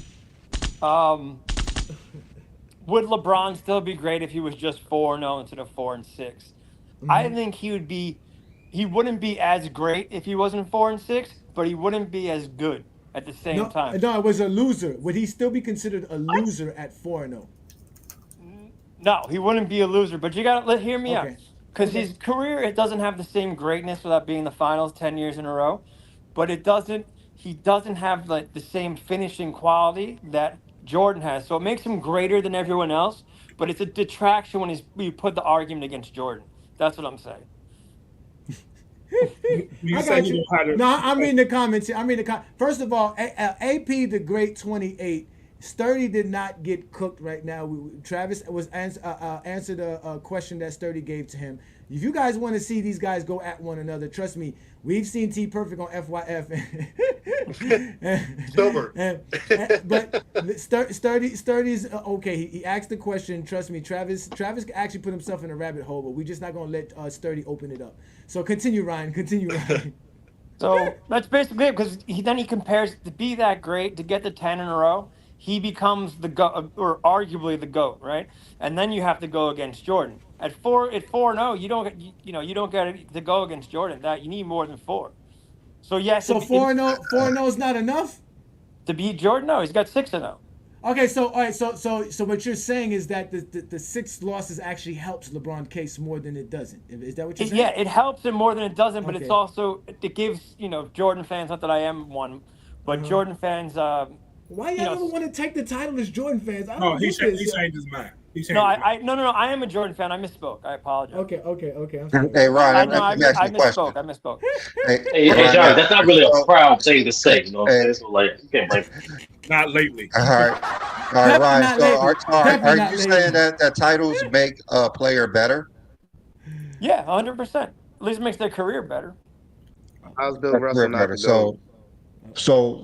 So why don't you have Bill Russell as a GOAT? Well, there are other factors to bring in. Now there's other factors.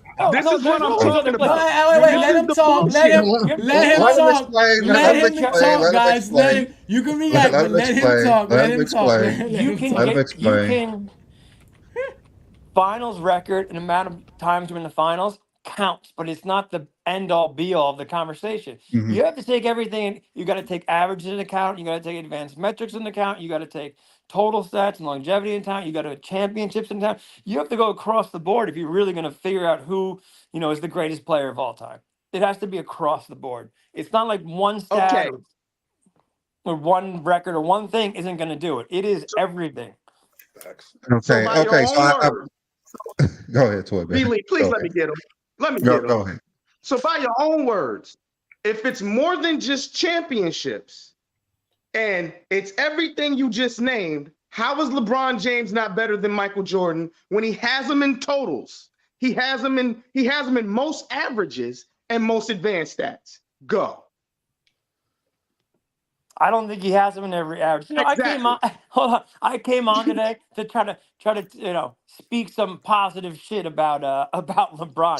Give you guys some love today. I wasn't waiting for the Inquisition, the Inquisition. How good Jordan was, but If you're gonna say something up here, know what you're talking about. I do know what I'm Jordan, talking. yes, he has them points per game. LeBron averages more Yo, you rebounds, know what? and that's both per It comes game down to and two simple totals. things. He It has comes more to assists, that's averages and totals. I think Jordan has steals, LeBron has blocks. Like, why we have to go through this all the time? Every time y'all sit here and y'all talk about these rings, the very first thing I'm gonna ask you is if it's about championships, how then Bill Russell your GOAT? And then y'all always say the same exact shit. It's more than just rings. I was So if it's coming more on than just rings, shut the fuck up. what it comes down to, you know what it comes down to? It comes down to it. LeBron is the better all around offensive player, but he's still not as good as Jordan on defense. Why didn't he ever win a steals title? Why did LeBron never win a steals title? I can tell you why, because he does more than just stay in the passing lane. Yeah, but He's blocks, why he didn't never win? rebounds, he has But a lot.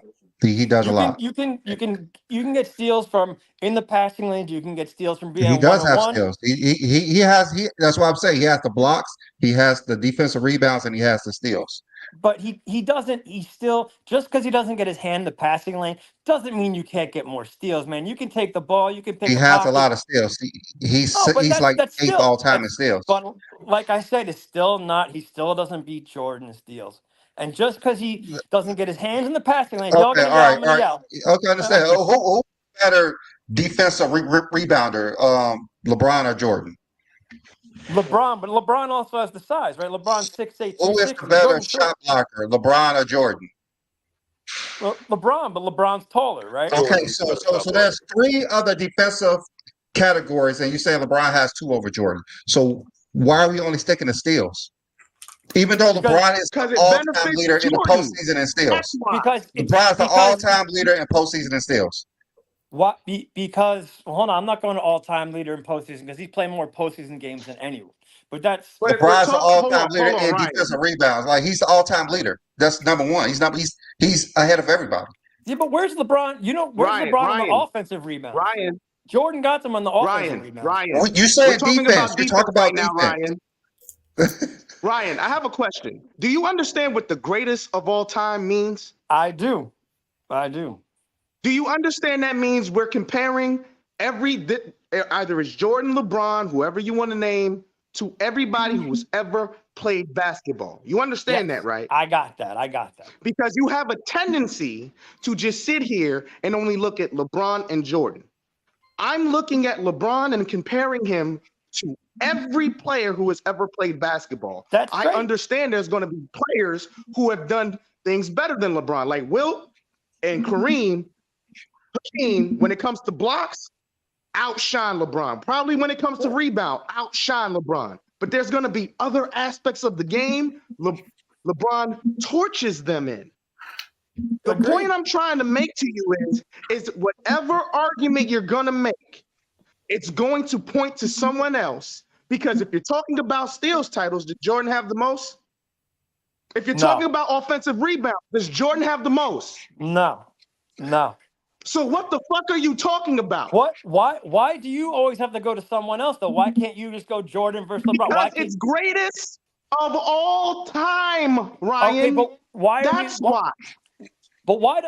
I still don't understand why LeBron doesn't. Y'all mad. I must be fucking you up in the comments during the week. Y'all really Right, mad. just tag me in, man. You want me to handle twin men? I'll take them out back for you. I still don't know why LeBron hasn't won a steals title. I still want to know that. Because he doesn't need a steals title to be a great defender. What is wrong with you? Ryan, Okay, why did but Jordan? he's not why as did good as a Jordan? Wait, Ryan. defender. He's not as good Ryan, as why hasn't Jordan won an assist title? Oh, he's not as good as a passer. 100%. LeBron's a better all around offensive player. 100%. Yes. All respect to LeBron. But nobody said LeBron was better than Jordan at stealing the ball. No, but I'm talking defense. That's what I'm saying. LeBron isn't as good at even if you want to say Jordan is better than LeBron is better than Jordan, no matter because of the defense. Without the defense, that's fine. But when it comes to defense, Jordan is still better than he is. Here, Ryan, what you're supposed to say is during Jordan's first 11 years, there's no player that's been better, especially offensively. He shot over 51% by the time he retired his second time as a Bull. That's higher than LeBron James' entire career.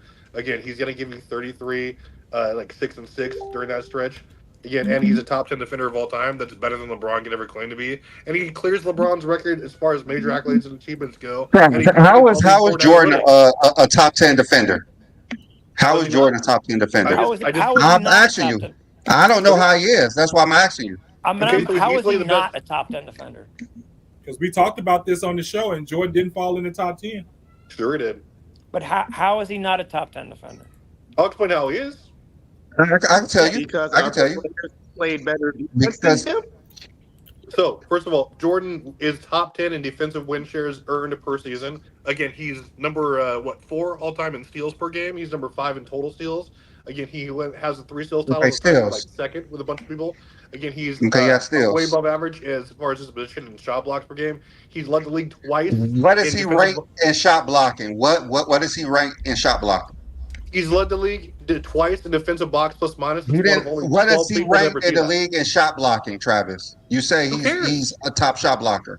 I What said is he for his ranked in position, shot he's a blocking? top. For his position, he's a top. So he's not ranked in shot blocking top 10. Okay. Was he ranked in defensive rebounds? That's another defensive I just listed category. a bunch of shit that he's, again, relative to the league, he exceeds that, not just his position. His again, the So entire he's league. not In all history. time ranked in the Yeah. top 10 in blocks and defensive rebounds. Why But are he's you ranked using those metrics? top 10 in steals. It's disingenuous to use Defense, those. Travis. Huh? No, it is not. That's a part of defense, Travis. You're I not don't- considering the position. What Why would happens he? is, what happens is you Position, we start to talk have about to all account for time. size. You start to have to But account again, for size. Travis, you're making the same We mistake talk about all Ryan's making. time. No, I'm not. I just listed a bunch of stuff. Literally talked about steals. I'll give you the box plus minus. I'll give you that. But then you And the tried win to go shares? to straight to Box steals plus and minus is the team staging. thing. Block plus minus is the team thing. We're not talking about what he did on his team. We're talking about all time. If you're playing with a guy, All a time? bunch of guys who's not great defensively, that doesn't mean anything. Sure does. We're talking about Wait, all what? time. Where you said Mike was on defensive win shares? I'm looking at the list and he's not even How the do you top. think? No, blocks no, plus- he said why is box plus minus. He a said team blocks thing? plus minus. But hey, Travis, Why who is has it the a team be- thing? who has the defensive? Oh. Who has the better defensive win shares? Pippen or Michael Jordan? Total Who has the better defensive win shares for their careers? Yes. for their entire career total, probably Scotty, but he also played All right. longer. Who has the better defensive rating? Michael Jordan or Scottie Pippen? Michael Jordan.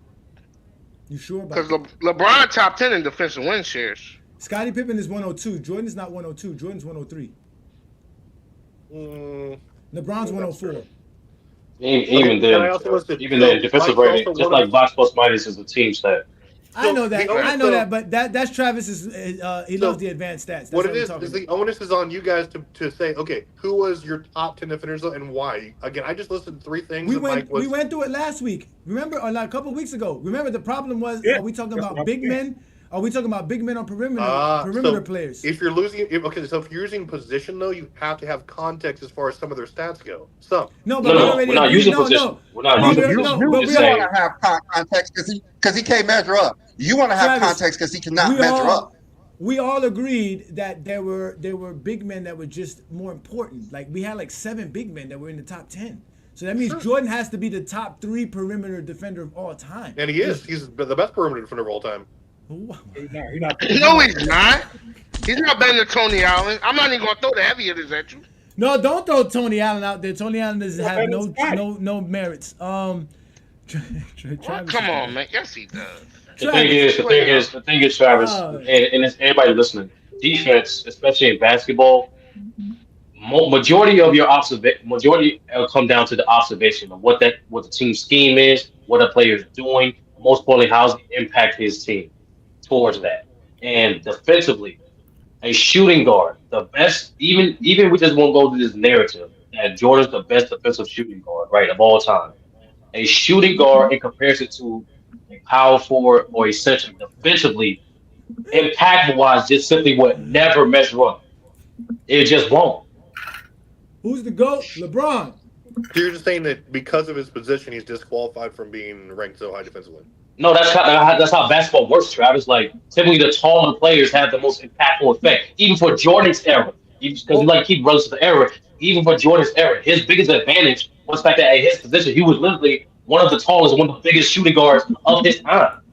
Yeah, that's why he had such a great measurable impact on So his when you team. compare that to everybody, which includes centers and power forwards, the guys that's bigger than him, yes, they follow that trend. Yes, they're going to have a bigger impact on the game defensively. Okay. I have a Ryan, question. I mean, what are you Yeah, going to Ryan. do that? Ryan, You, go sorry. ahead, Ryan. I'm sorry. Go ahead, Ryan. Go ahead. Is Scottie Pippen one of the best defenders of all time? Yeah. He's the greatest. He's the 1000%. greatest perimeter. He's the greatest perimeter defender of all time. Agreed. Pippen is. You think Pippen is? All right. Pippen He's is a the great. best. Pippen is the greatest perimeter defender of all time. He guards. Glad you said it twice. He guards any positions from 1, 2, 3 easily. Why? So why do you think he's better than Jordan? Because Jordan can't guard 1 through 3 easily. But Jordan can guard 1, 2, definitely. He can't guard ones. Jordan cannot guard ones. He can guard twos. Hey, He cannot guard I know ones. If you can guard a 2, you can guard a 1, man. No, you didn't watch cannot. it. You didn't watch cannot. it. Not necessarily true. That's not how it works. I Sir. mean, That is from not how my, it my works, sir. experience of playing basketball, I played basketball my entire life. I didn't know one person that could play defense to get a shooting guard and couldn't play defense to get a small a point Are guard. you saying shooting guards and point guards do the same Wait, exact I things? thought you No, talking of about course just to not. cook Jordan. What are you Of talking course about? not. Of Of course course, not. so it's harder to stick a point guard because again, the point guard has more responsibilities than the shooting guard. So you have more responsibilities to stop a point guard than you do it with a shooting guard. If you can move your feet to play defense, you can move your feet to play defense, man. It doesn't matter. Anybody, That works. hold on, wait. Anybody athletic can move their feet to be defense. To play good defense, you still need a high IQ. You still need to have certain abilities. So is Jordan stupid? No, I didn't say that. Jordan's one of the greatest defenders of all time. We never said he wasn't one of the greatest defenders of all time. We just said he's not top 10. Okay. Hey, John, And, let me ask, and he's definitely not a greater perimeter defender than Scottie Pippen. let me ask So you're saying a sturdy Pippen can question guard real point fast, guard? Johnny. Pippen is a better point guard, yes. He's a Let me better ask guard you- at point guard. I completely disagree. Scottie I Pippen's a better completely point guard than Michael Jordan. Yes, he is. I don't Yes. know how we could figure Realize that Pippen out. used to facilitate the offense, Ryan. Oh wait, hey, I mean, what are you talking? Ryan, did you ever watch the Bulls play? No, he did. Are you I serious? watched, None of them I did. watched If you everything just Jordan listen did to in the him, he's 90s. telling you that. Hey, If you they- just Statistically Hey. speaking, how are we going to compare Jordan to Pippen by point guard, by guard and point guards? How are you going First to of all, how the fuck did we get to Pippen Michael guarded a Jordan? lot of point guards. Fucking assist. Why the fuck are we talking Michael Jordan? Pippen guarded Mark Jackson and John Stockton in the playoffs. But Travis, go ahead and ask your question. So, Magic Sturdy, in the finals. quick question here, Sturdy. So, if I came up to you and we weren't even talking specific players, but I said, "Hey, here's a resume. This guy finished top 5 voting in DPOY 7 times. He won one. He again, like I mentioned before, this guy is also top 10 in defensive win shares per season earned. He's easily the best, or he's number 4 in his position all time in steals per game. Again, he averages above average at his position in blocks per game. He has 3 steal titles. He has he's one of only 12 players to lead the entire league in defensive box plus minus. He did in consecutive years. You wouldn't say that guy is a fringe, if not top 10 defensive player of all time, just based on the numbers. Not even compared to his position. That's just a league domination. I wouldn't say he's top 10. No, because especially when you say defensively and basketball, especially, you can't gauge a defender while watching the film. Period. No matter how the stats are perceived, no matter what, because that's not what I said. I said, based off the resume that T Perfect just said, no, that's not enough. Especially in basketball, you have to watch the film to get an accurate gauge of how great a defender is. Because unfortunately, in basketball especially, there's important factors on defense that aren't tracked numeric, like your motor, like being able to rotate on time, like being able to turn. These are all things that are vital on the defensive end. Communication. These are all things that are vital in defense that just aren't tracked numerically. So you have to gauge it. And let's be honest, bro. Get straight to the point. When you watch those guys that they prom, there's no goddamn way you think Michael Jordan is better than Scottie Pippen. Just watch those games. When you go back and watch those games, it's like this guy's clearly a better defender. This guy make better rotations. He's more versatile on the wing. He's more disruptive on ball and off ball. He recovers better, and on top of that, he gambles less. Jordan was not only quick guards, but also he gambled a lot. And when you gamble in basketball, you not only put yourself at detriment, but you also put the team defense at detriment. And Jordan did that a lot. That's why. And look, and most importantly, look at what Scotty's doing off ball, in particular when Jordan is guarding someone on ball.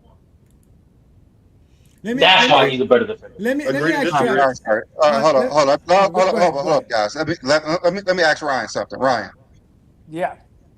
All right. So, who's a better interior defender, LeBron or Jordan? LeBron. LeBron, he's bigger. You have to be. If LeBron's not a better interior defender, he's got a problem. There's a real problem there. All right, and you're saying Jordan is the better perimeter defender. Yes, definitely. Who has the best combination of both, LeBron or Jordan? Well, LeBron, because he's bigger. He's bigger. Okay, he has the best combination. Okay, all right, go ahead, Johnny. You just answer your own question. I was going to ask Travis this, right? All right, so Travis, Gary Payton has the same amount of all defense selections as Michael Jordan. He has a Defensive Player of the Year. The only thing he doesn't have is the 2 more steals titles. So, is that what makes Jordan better than Gary Payton because he has the 2 more steals titles in the 80s? No, but like I said, on any of those other metrics that I mentioned besides that, Gary Payton isn't close. What metrics are those again? We talking about again? Defensive win shares earned per season, and also defensive box plus minus. Again, how dominant you were in your prime. Again, Gary Payton was fantastic, but again, those are things that Jordan is statistically one of the best at. And again, it puts him because Jordan was always on one of the best defensive teams throughout his whole career. I mean, not always. We talked about this with like Mark Gasol. Like you keep using teams to say someone's better. That's like because I don't understand. Do you know in 1988 that the Chicago Bulls had the #1 defense in the NBA? Yeah, I do know that. Now, what I'm saying. But I'm saying, like, Jordan throughout his career has great advanced metrics because he was playing on great defensive teams.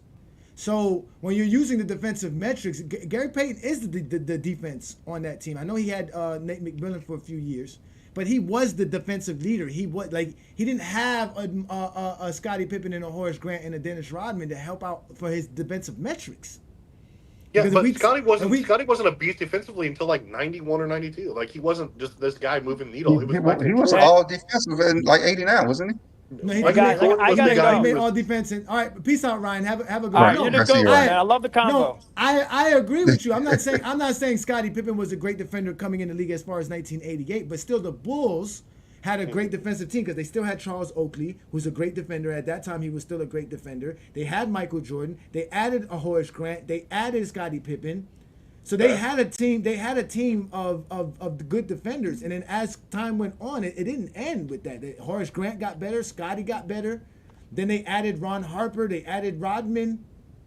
Like, you know what I'm saying? Like, they had a good defensive team. That was later on, but Michael's. No, I'm just saying how that helps. I'm just saying that's how that helps his advanced metrics because he's on those teams, especially when you're talking about defensive win shares and things of that nature. Like, those things go into it. But if you're talking like defensive box plus minus, that's a direct contribution of what you're adding while you're on the floor. Does it have to do with the lineup to a degree? Sure, but also it factors in your stats. Mike was one of the best steals guys. Again, this game has ever seen, especially this prime, and he was above average when you're blocking. What I'm trying to say is Mike had the entire package. It wasn't just he excelled at rebounds or excelled at blocks like some of these other guys do that were like, he moved the needle in every way you're going to talk about when you're objectively ranking a defender. You can use the eye test and say, well, you know what? A center's more impactful, or how was he at rotating, or how was he this? And those are important, yes. But again, there's no argument to make that said Mike wasn't great at those things because he was. The stats actually bear that out. What I'm trying to say is, was he the best? No. But it's tough to say that he wasn't a top 10 defender when he excels at all these things we're going to point to and use for other guys.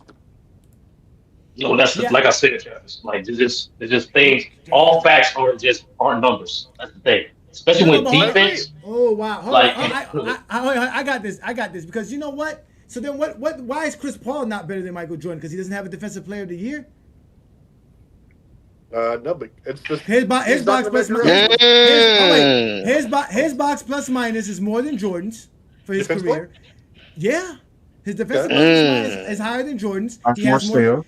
He has he has twice the amount of steal titles Jordan has. He has the most steal 6 of titles them. in NBA history. He has more steals than Jordan. The only thing he doesn't have, he has the same amount of all defense selection, just not first teams. The only thing he doesn't have is the what's it called? Is the defensive player of the year. DPOY. That's the only thing that Chris Paul is missing. But he has more steals than Jordan. All of that. His defensive box plus minus is higher than Jordan. Like you said, that's attributed to him. That's what I'm saying. These type of factors don't make anybody else a top 10 player.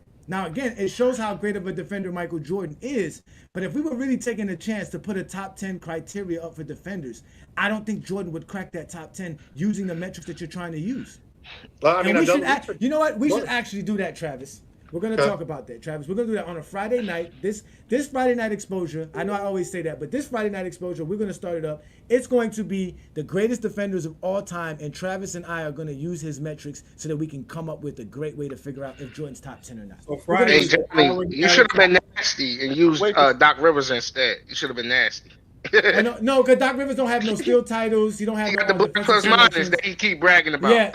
The box was Nate McMillan. Nate McMillan is the best perimeter player because his box plus minus is the best of all time for all perimeter players. Matter of fact, Nate was a dog. Jokic is top 5 all time. His defensive box plus minus is better than Ben Facts. Wallace. Better than Ben Wallace. No, that's what I'm trying to say, Travis. Those are the lineup. You that's what the lineup part. The lineup really dictate the blocks plus minus. It dictates the defensive rating. The lineup more than the individual player. Ace 30. So I got a can bone to disprove pick that, though. Curtis. Hold on, before y'all keep going, I got a bone to pick, and we're gonna let Ishmael go. Somebody told me about my Jordans, right? Hey, these are the only pair of Jordans I own. Okay, these are the Hey, ugliest pair of Jordans Jordans. are like Air Forces. No, look at it right there, sir. I see the logo.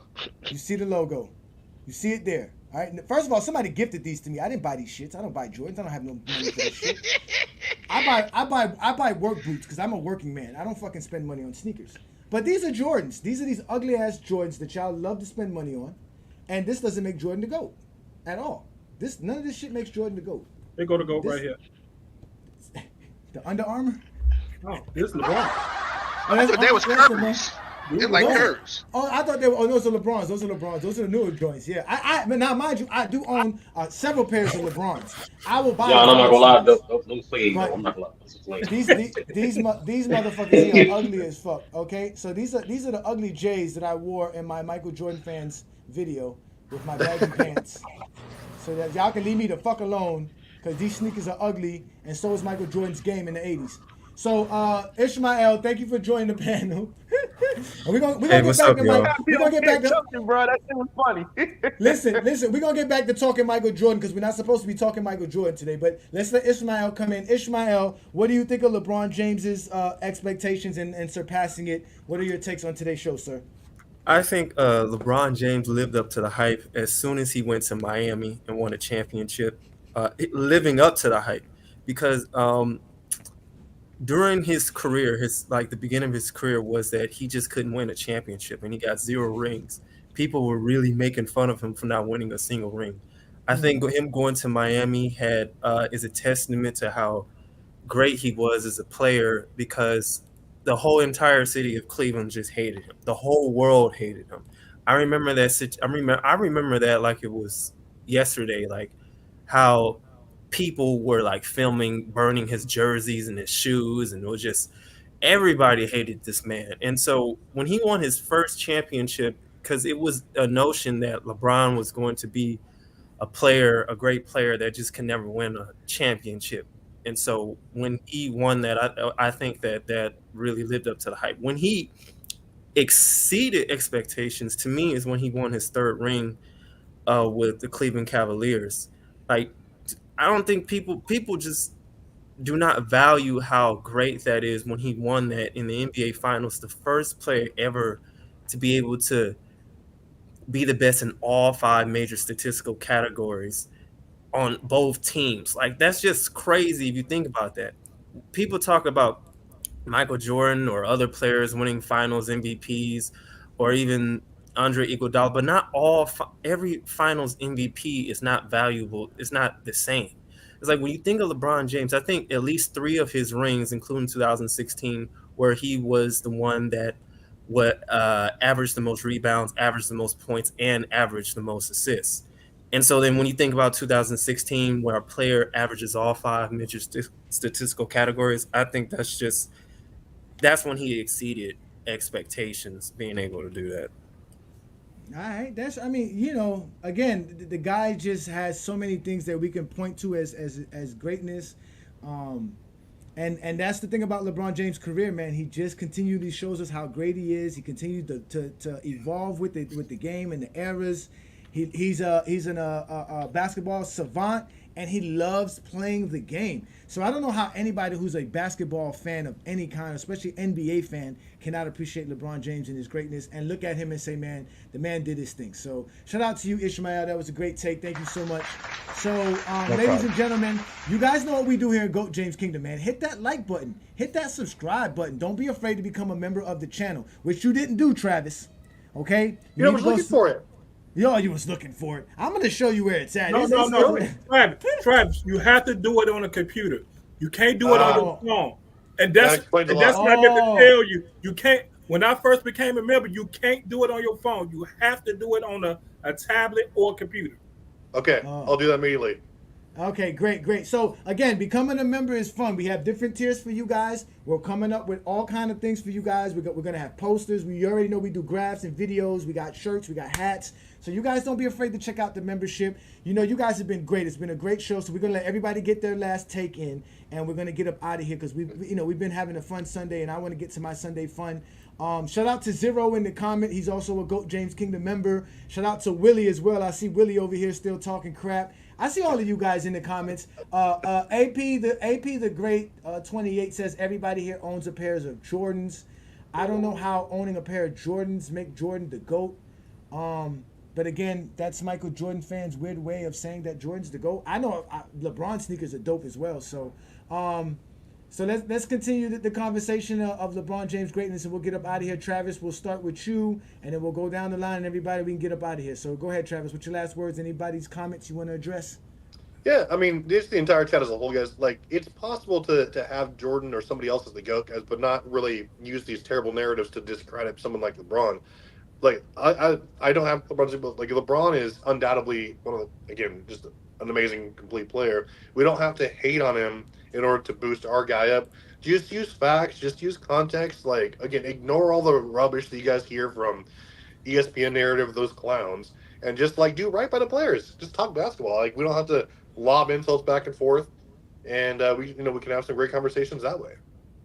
Thank you. Indeed. Obviously, we have great conversations on the GOAT James Kingdom panel, but not in our Facebook group. Not when it comes to John Stockton, though, too. So. Don't forget, John Stockton is #1 in steals all time, but nobody says he's top 10. And assists. He's the GOAT. Yeah, and I got to argue about him being a great defender and a top 5 point guard to people like Sturdy, Brandon, and Ishmael. So Stockton is a great defender. He's a great defender. Hey, Stockton played in the trash ass 90s, man. So go ahead, Twin Man. Last words. Anybody you want to address in the comments? Anything at all? I would just like to sit here and say that John Stockton is a top 5 point guard of all time, regardless of what Sturdy says in his disrespect. Travis, stay off the whiskey. Because last time I still remember you cussing out FYF, calling him the son of a bitch. That was hilarious. But all jokes aside, to sit here and say LeBron James hasn't met and exceeded the expectations in his NBA career, there's something wrong with you. At this point, you're insane. You were diagnosed, but not only by Dr. Exposer, but you were also diagnosed by Dr. FYF. Something is wrong with you, JDRs. Get help. Take your medicine. What about the psychologist Bakari? You don't remember me on Friday night? I diagnosed them with the Cronus complex. I said the Exposer, Dr. Exposer. Oh, okay, that was me. Okay, I'm sorry. I was reading Facebook comments. I'm sorry. Sturdy, any last words, brother? Great show.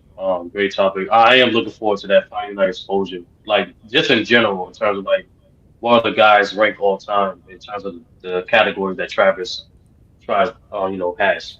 But overall, like Travis alluded to, is just you don't have to put down a player to appreciate and respect what another player did. And this is that simple. And like in regards to this guy like Braun James, just like a lot, there's like a few other once in a lifetime players. He is one of them. So just no matter what side of the fence you on, just respect and appreciate the greatness that is in front of you, and that's it. And, oh yeah, my fault. Most importantly, John Stockton is No. definitely not a top five point guard. Yeah, I don't know what to tell you. It's not hating. It's not hating when you just let the people know of the facts. That's all. Like we Your did head today. is 30. Your head is 30. Goku said Jays are definitely the most iconic ball shoe, just uncomfortable to ball in. They're definitely not great to ball in. But are Jays They're more not basketball iconic? sneakers. Are they more iconic than the Chuck Taylors? No. Um, I Hell it mean, depends no. what the brand, generation. It depends on the the generation. the brand itself. I know Jordan's brand is bigger, but is there a particular Jordan shoe that's more iconic than the Chuck Taylor shoe? Is there the I don't 11? think the The brand one. even more than Chuck Taylor's. Chuck Hold up. Taylor's I'm gonna like keep it 100 with you, Johnny. Maybe the Uh-huh. ones and the 13s. The 13s are dope, right? What no. Yeah, the 13s were dope. Okay, the 13s were dope. All right. The Any ones last and the words? 13s might be the most iconic Jordan shoe. Now, if we're talking Yeah. about the most iconic sneaker, it's gonna Basketball be shoe. Air Force Ones, Air Force Ones, and yeah. more than likely Air Force But Ones, Chuck aren't the Taylors, Air and the Force shell One toe. Jordan ones though? Aren't Jordan ones and No, Air no. Force Ones Oh, the Air same Force Ones are sneakers? separate. No, No. they are. You sure? Okay, No, I'm that's the not a most sneaker. sold. That's the most sold sneaker ever. Jordan shout out to ones are Nelly. Ever. Air Force Ones, ever. Okay, all right. And are Air Force Ones basketball shoes? No. Yes. No, they're They're not. not, but I seen people playing them. That's true. I used to play in the high. I used to play in the high ones. I used to love them. They perfect for Rasheed ankle Wallace was protection. known for playing in them. Yeah, I used to play in the ones because they protect your ankles. All right, Ralph. Any last words, Ralph? Like I said before, I appreciate you, man. We go back and forth in the comments, but much love and respect, man. Iron sharpen Appreciate you, man. iron, and I really appreciate y'all having me on y'all platform. And great topic, man. You gotta give credit when credit is due, and that was a great one. Like I said in the comment section, man. Appreciate it. Thank you again. We are the GOAT James Kingdom platform. Brandon and I do try to bring a different perspective so people could talk basketball correctly. So we're not going back and forth at one another. And if we are, it's in respect so that we understand each other's intellectual capacity to talk basketball. Because we not fuck niggas. Like y'all seen on Friday Night Show, there's a lot of fuck niggas That's trying a to talk fact. basketball. So thank you again, sir. We Y'all appreciate real you. ones, and I appreciate y'all. Yeah, you guys are always welcome. Thank you so much. Oh, Goku said about the Adidas shell toes. Are those basketball sneakers? No, they just They're iconic because not, of but Run that's DMC, the one I man. was mentioning. They are, yeah, those are another iconic. Those are sneakers. iconic sneakers. Yeah, you're right. They are definitely iconic. So, Ishmael, you came up last, and you can have your last word as well, brother. Anybody want to address anything you want to address before we get up out of here?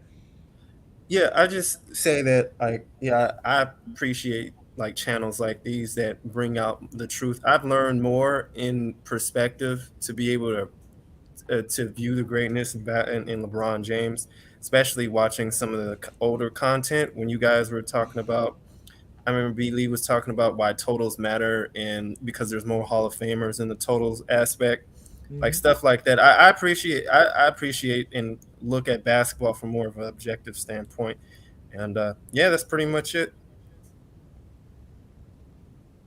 All right, bro. Appreciate that. Thanks so much. So, ladies and gentlemen, you know who we are. I'm A. Johnny the Exposer. That's B. Lee, the sports analyst. We are the GOAT James Kingdom platform. It is Sunday noon, but we are exhausted our time. We're going to move on. We've showed you guys how great LeBron is. Brandon showed you 4 different phases in LeBron James's career, from his first stint in Cleveland to being in Miami to his second stint in Cleveland, and then what he's doing now with LA. He's just the greatest player to ever play the game. He surpassed his expectations. He surpassed our expectations. There is nothing more to say but to just sit back and appreciate him, because he's given us a great career to appreciate. And not only that, he's handed over the NBA to a great group of players who are going to be able to take the game even further than he was able to do. So it's a great spot to be an NBA fan and to be a LeBron fan on top of that. I don't know about you 90s fans and Jordan fans. It's been a rough month for y'all. 2024 has not really been good to you guys. And it's going to continue to get worse. And I don't know what to tell you. But again, we only GOAT James Kingdom. We're gonna do what we do best. So hit that like button, hit that subscribe button. Check us out on Facebook. Shout out to everybody who's watching us on Facebook, including our haters. We're also on Instagram, TikTok, Discord, Twitter. We are the GOAT James Kingdom platform. Brandon, you have any last words before we get up out of here, brother? No, I don't have anything. Just see you guys next week. And just like I said, LeBron James, throughout his career, has done things every season that no one has done before in the history of the NBA. All right, so that's facts. That is all facts. That's all we talk here in GOAT James Kingdom. So remember, ladies and gentlemen, this is GOAT James Kingdom. See y'all next week.